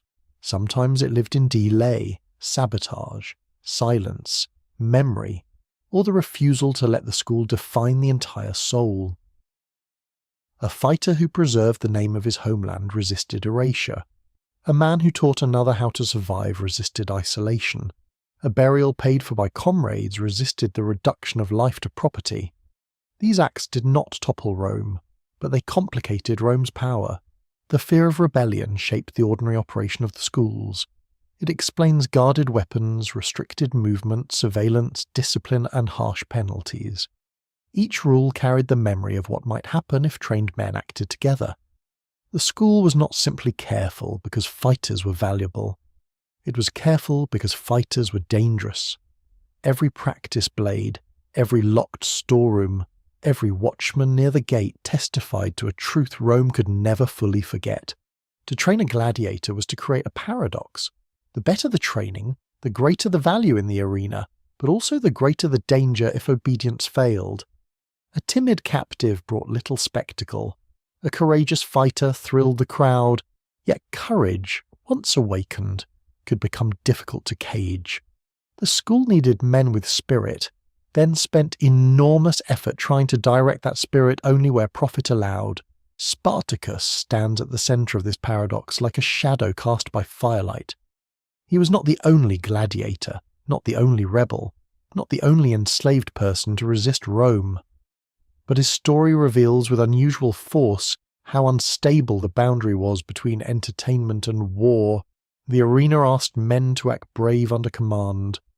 Revolt asked what might happen if that bravery found its own command. For Rome, the answer was nightmare. For later ages, the answer became legend. Yet legend can soften the darkness if we let it. The revolt was not a clean tale of heroic ascent. It ended with slaughter, crucifixion, grief, and the reassertion of Roman order. Many who joined must have died unnamed. Many who hoped for freedom found only another form of terror. The great road of punishment reminds us that ancient resistance was paid for in flesh, and still, something irreversible had been shown. The men inside the schools were not merely trained bodies awaiting use. They were thinking beings, wounded by injustice, capable of alliance, strategy, courage, and refusal. They could be forced into roles, but not always kept there. They could be made to perform death, but sometimes they chose to risk death for a different meaning. The revolt in the training yard is therefore one of the darkest and brightest truths of the gladiator world. Dark, because it reveals the desperation produced by captivity. Bright, because even inside systems built to crush will, human beings continued to imagine escape. The walls stood high, the gates were locked, the guards watched, the weapons were counted, the oaths were sworn. Yet one night, or one morning, or one violent hour, men looked at the world arranged against them and decided that the script of their deaths would not be written only by Rome. The gladiator did not vanish from the Roman world in a single night. No trumpet sounded across the empire announcing that the age of blood had ended. No final gate closed with a clean and solemn certainty. The fading of the games was slower, uneven, and deeply entangled with the changing soul of Rome itself. What had once seemed permanent began to weaken, not because one force broke it at once, but because many pressures gathered over time like dust upon abandoned stone. The arena had always depended on abundance. It needed money, trained fighters, animals, organizers, officials, guards, builders, armorers, doctors, spectators, and political will. It needed roads to move men and beasts. It needed wealthy sponsors prepared to spend fortunes for public admiration. It needed a culture that accepted violent spectacle as a proper expression of power. When any part of that world shifted, the games felt the strain. The empire changed. Its borders became harder to defend. Civil wars drained treasuries. Armies demanded payment. Cities struggled with taxation, insecurity, and shrinking public generosity. The great spectacles that had once advertised confidence could become burdensome. To stage magnificent games required resources that were not always available. A gladiator school was expensive to maintain. Men had to be fed, guarded, trained, housed, equipped, and healed. Fame could bring profit, but only where audiences, patrons, and stable institutions remained strong enough to support it. The old rhythm of civic life faltered in many places. Local elites who once competed to fund public entertainments faced new pressures. Some still sponsored spectacles, clinging to the prestige of old customs. Others redirected wealth toward defense, private estates, church building, political survival, or imperial demands. The amphitheatre, once a roaring centre of identity, could begin to stand less frequently filled, its stones still magnificent, but its purpose uncertain. Belief changed as well. Christianity did not instantly erase the arena, and its relationship with Roman society was long and complex. Yet Christian writers often spoke with horror at spectacles of blood.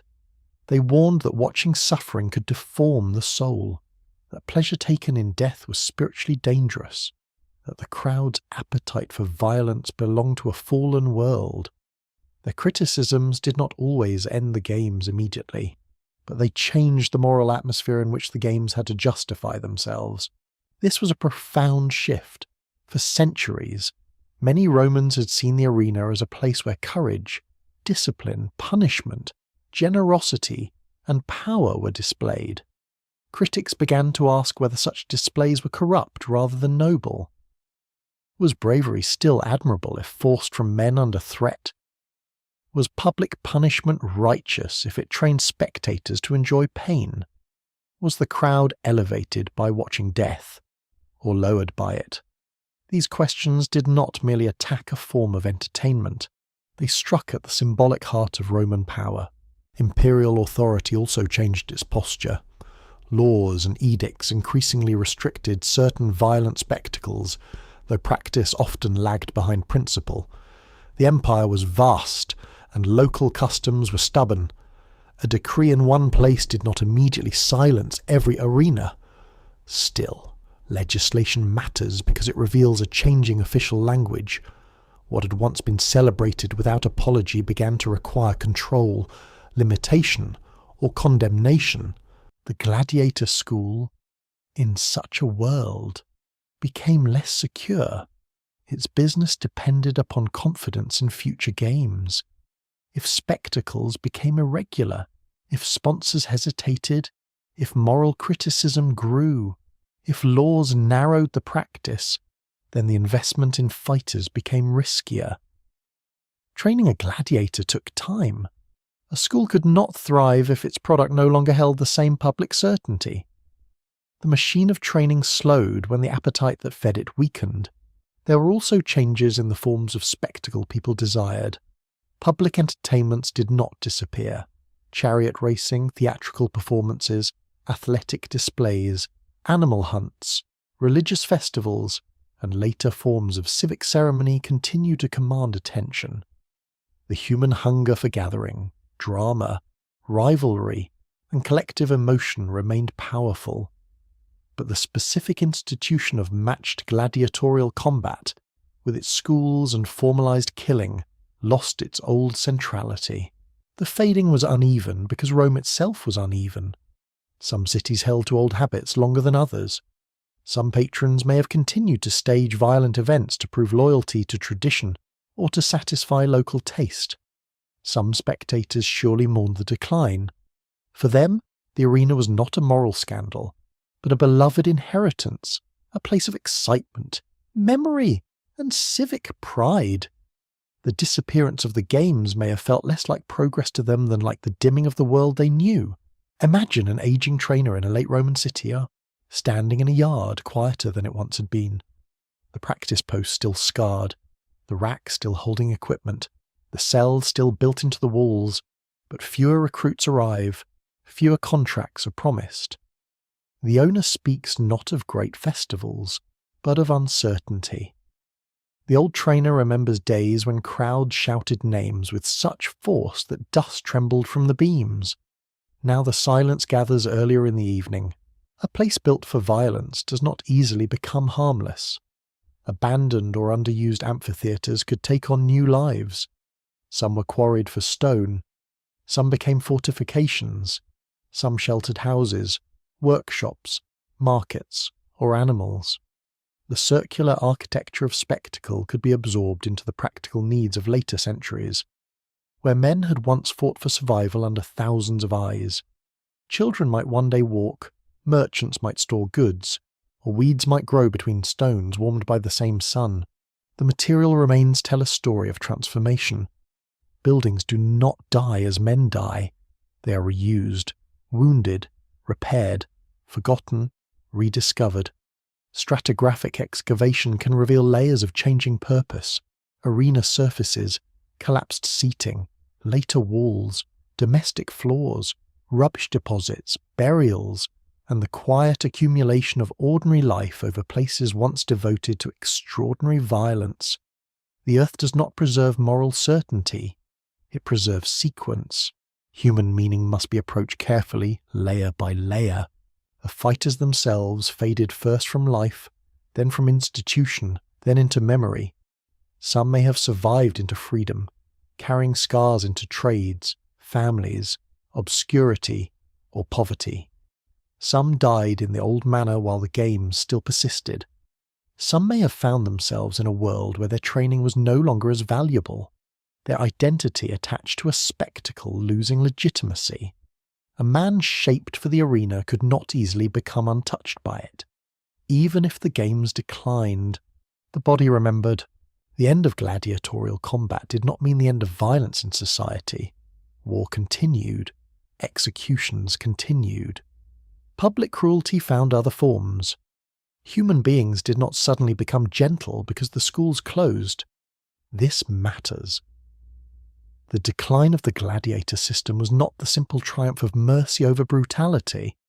It was a historical transition shaped by belief, economics, law, politics, and changing public habits. Some cruelty disappeared from one stage while other cruelties remained elsewhere. Still, something important did change. The formal training of men for public armed combat unto death ceased to hold its old place at the centre of Roman entertainment. The idea that civic generosity should be displayed by risking trained human lives became harder to sustain.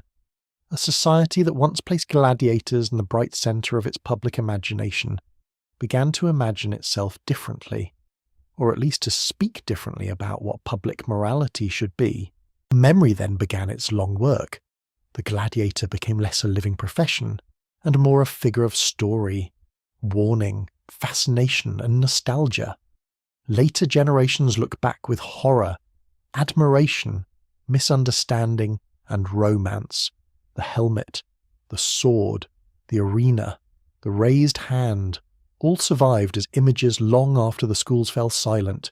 In memory, the gladiator became simpler than he had been in life. He became hero, victim, brute, martyr, athlete, slave, rebel, symbol. The real man, complicated and breathing, receded into dust. Only time will tell what future discoveries will be made.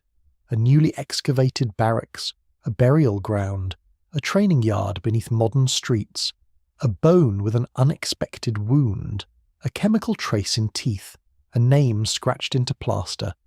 Any of these may alter the picture again. Radiocarbon dating, genomic data, isotopic analysis, and careful excavation continue to give voices to those whose own words rarely survived. The fading of the gladiator world is not a closed book. It is a damaged scroll, read in fragments. The slow end of the games asks us to consider how institutions of violence lose their power. Rarely do they collapse only because people become kinder. They weaken when their costs rise, their meanings change, their defenders lose authority, and their critics gain language strong enough to shame what once seemed normal. The arena faded because the world that sustained it changed around it. But the stones remain. In the evening light, an amphitheatre can appear almost peaceful. Birds move through broken arches. Grass grows where crowds once stamped their feet. Wind crosses the old seating tiers without applause. The silence feels merciful, yet it is not empty. It holds the echo of a civilization slowly turning away from one form of blood while carrying many of its shadows forward. The fading of gladiator schools was not the erasure of the past. It was the transformation of living terror into historical memory. The yards emptied, the weapons rusted, the contracts ceased, the shouted names dissolved into air, but beneath the ruins, under dust and stone and later lives, the old question remained hidden, waiting for us to uncover it again. What does it mean when a society stops applauding one kind of violence? And what does it reveal when, long after the last fighter has fallen, we still cannot look away? The legacy of the gladiator school does not rest only in broken amphitheatres or rusted fragments of weapons. It rests in a question that follows humanity across centuries. What happens when a civilization learns to organize violence so beautifully that people mistake it for virtue? The Roman gladiator was not a monster from a distant and inferior age. He was a man placed within a system of extraordinary pressure.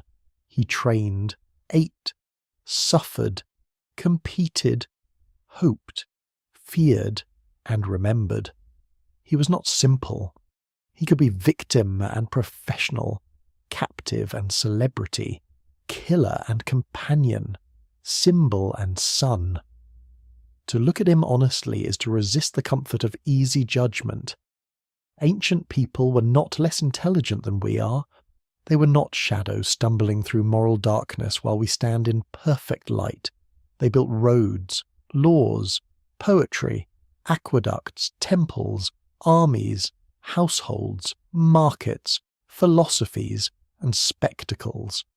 They were our equals in ambition, imagination, cruelty, and tenderness.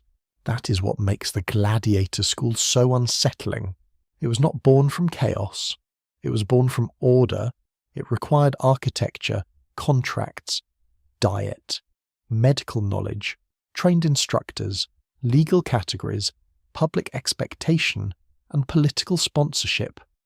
Its horror was not that Rome lost control of violence. Its horror was that Rome controlled violence with such patience and skill. Men were not merely thrown into death. They were prepared for it. Their bodies were strengthened. Their wounds were treated. Their movements were refined. Their fear was shaped into posture. Their possible deaths were turned into events the whole city could understand. The ruins ask us to slow down. Stand in the remains of an ancient amphitheatre at dusk. When the day's heat drains from the stone and the sky turns soft above the empty seating, the crowd is gone. The trumpets are silent. No master calls the fighters forward. No sponsor lifts his hand. Dust lies where blood once darkened the sand. Birds settle in cracks where spectators once leaned over one another to see better. The place may seem peaceful, almost noble, until imagination restores the sound. Then the silence changes. One begins to hear sandals scraping, shields striking, voices rising, a man breathing inside a helmet, a crowd pressing its hunger into the air, a wounded fighter lowering himself to one knee, a decision held above him. The past returns not as a full answer, but as a pressure in the chest. Still, for the most part, secrets remain hidden. The stones do not tell us what every man felt. The bones do not preserve every prayer. The inscriptions do not recover every lost name. We stand at the edge of evidence, answerless, adrift to ponder. Modern science has given us ways to approach these lives with new humility. Stratigraphic excavation can reveal the layout of training yards, cells, service areas, and later transformations of old buildings. Lithic analysis is less central here than in deeper prehistoric sites. Yet the careful study of material traces still reminds us that every object must be understood in context. Radiocarbon dating can help place organic remains within a chronological frame. Isotopic study can suggest diet, mobility, and patterns of nourishment written into teeth and bone. Genomic data, when preservation allows, may one day deepen our understanding of origins, ancestry, kinship, and movement among people drawn into the arena system from across the Roman world. Yet science does not make the mystery vanish. It sharpens it. A healed fracture tells us a man survived injury, but not whether he cursed or laughed when he first stood again. A burial inscription gives a name, but not the sound of that name in the mouth of a friend. A training yard reveals routine, but not the private dread before sleep. A diet rich in grain may speak of institutional feeding, but not of the taste of remembered food from home. Evidence opens doors, then leaves us standing in dim chambers where imagination must walk carefully. The Gladiator school also leaves a moral inheritance. It warns us that entertainment is never harmless simply because it is popular. Crowds can transform suffering into excitement. Repetition can make cruelty familiar. Ceremony can disguise domination. A society can praise courage in the very people it has endangered. It can turn captivity into drama, pain into skill, and death into public memory. This does not mean every spectator was equally cruel, nor that every fighter was only helpless. It means the system allowed many people to participate in violence while calling that participation culture. There is a darkness in that recognition because it does not belong only to Rome. Human societies have often gathered around controlled danger. They have made spectacles of punishment, war, conquest, humiliation, animal suffering, physical risk, and public shame. The forms change, the costumes change, the laws change, the explanations change. But the desire to watch danger from a position of safety remains one of humanity's more troubling inheritances. The Gladiator school stands as an ancient mirror, and the reflection is not comfortable. Still, the story is not only condemnation, it is also a story of endurance. Within the walls of the school, men found ways to survive another day. They learned crafts forced upon them and sometimes mastered those crafts with astonishing skill. They formed friendships. They mourned the dead. They preserved names. They resisted erasure. Some may have won freedom. Some may have walked away from the arena carrying scars into ordinary streets, no longer owned in the same way, yet never untouched by what had formed them. Their lives remind us that human dignity can appear even where institutions deny it. This dignity should not be romanticized. To make gladiators into simple heroes risks repeating Rome's mistake, admiring the spectacle more than the suffering. To make them only victims risks denying their skill, agency, pride, and complexity. The truth lies in the tension. They were men trapped in a violent order who nonetheless acted, learned, endured, cared, competed, and remembered. Their humanity is not made smaller by their captivity. It is made more urgent. The school itself becomes a symbol of civilization's double edge. The same society that produced legal thought, engineering brilliance, urban life, literature, and art also produced institutions where human beings were trained for public killing. This should not surprise us, though it should sober us. Great civilizations are not pure monuments of progress. They are landscapes of contradiction. Temples rise near prisons. Libraries exist beside execution grounds. Philosophy can flourish in a world that accepts slavery. Beauty and brutality are often carved from the same stone.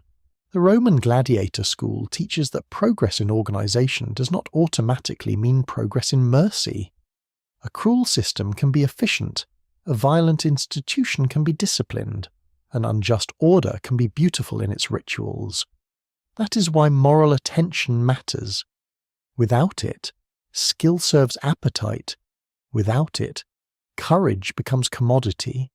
Without it, the crowd learns to applaud what it should mourn. And yet, history is not merely accusation. It is remembrance. To remember the gladiator is to return individuality to people whom the arena tried to turn into types. Behind every helmet was a face. Behind every fighting name was a childhood, however distant or broken. Behind every scar was an event of pain. Behind every cheer was a man hearing judgment rise around him. The work of history is to make the dead less convenient. It slows the eye. It asks us not only what happened, but what it cost. The legacy remains in language, film, art, sport, politics, and imagination. The gladiator still appears wherever courage is staged under pressure, wherever crowds gather to watch bodies risk themselves, wherever fame grows from danger, wherever power dresses violence in ceremony. The image is ancient, but not dead. It survives because it speaks to something unresolved in us. Admiration for bravery, fascination with conflict, fear of mortality, hunger for justice, and the dangerous pleasure of watching others face what we hope to avoid. Only time will tell what future discoveries will be made. Perhaps new excavations will uncover another training compound beneath a modern street. Perhaps a forgotten cemetery will offer names, diets, injuries, and origins through careful scientific study. Perhaps a single inscription will reveal an unexpected friendship, a family tie, a woman linked to a fighter, a child mourning a father, or a freed man remembering the school that nearly consumed him. History often changes through fragments no larger than a shard, a tooth, a nail, a line scratched into plaster. Until then, we stand with what remains: stone, bone, sand, names, scars, images, silence. The Gladiator School was a dark academy of survival, where men were trained to kill and trained to be seen dying. It reveals Rome's genius and Rome's cruelty, its discipline and appetite, its love of order and its willingness to spend human lives in public. It asks us to look beyond the shining helmet and the raised sword, into the yard where the body was broken into obedience, and into the human heart that still struggled to remain its own. When the last light leaves the amphitheatre, the ruins do not explain themselves. They wait. They hold the weight of footsteps long vanished. They hold the breath of crowds dissolved into dust. They hold the unanswered question of every man who stood in the centre and looked upward, wondering whether the world had come to witness his courage or consume his fear. The city that trained him is gone. The schools are silent. The sand has been swept by centuries of wind, but the shadow remains, and in that shadow, we may finally understand that the darkest truth of the Gladiator School was not only how Rome taught men to kill, it was how carefully, how intelligently, and how publicly Rome taught itself to watch. End of script. Good night.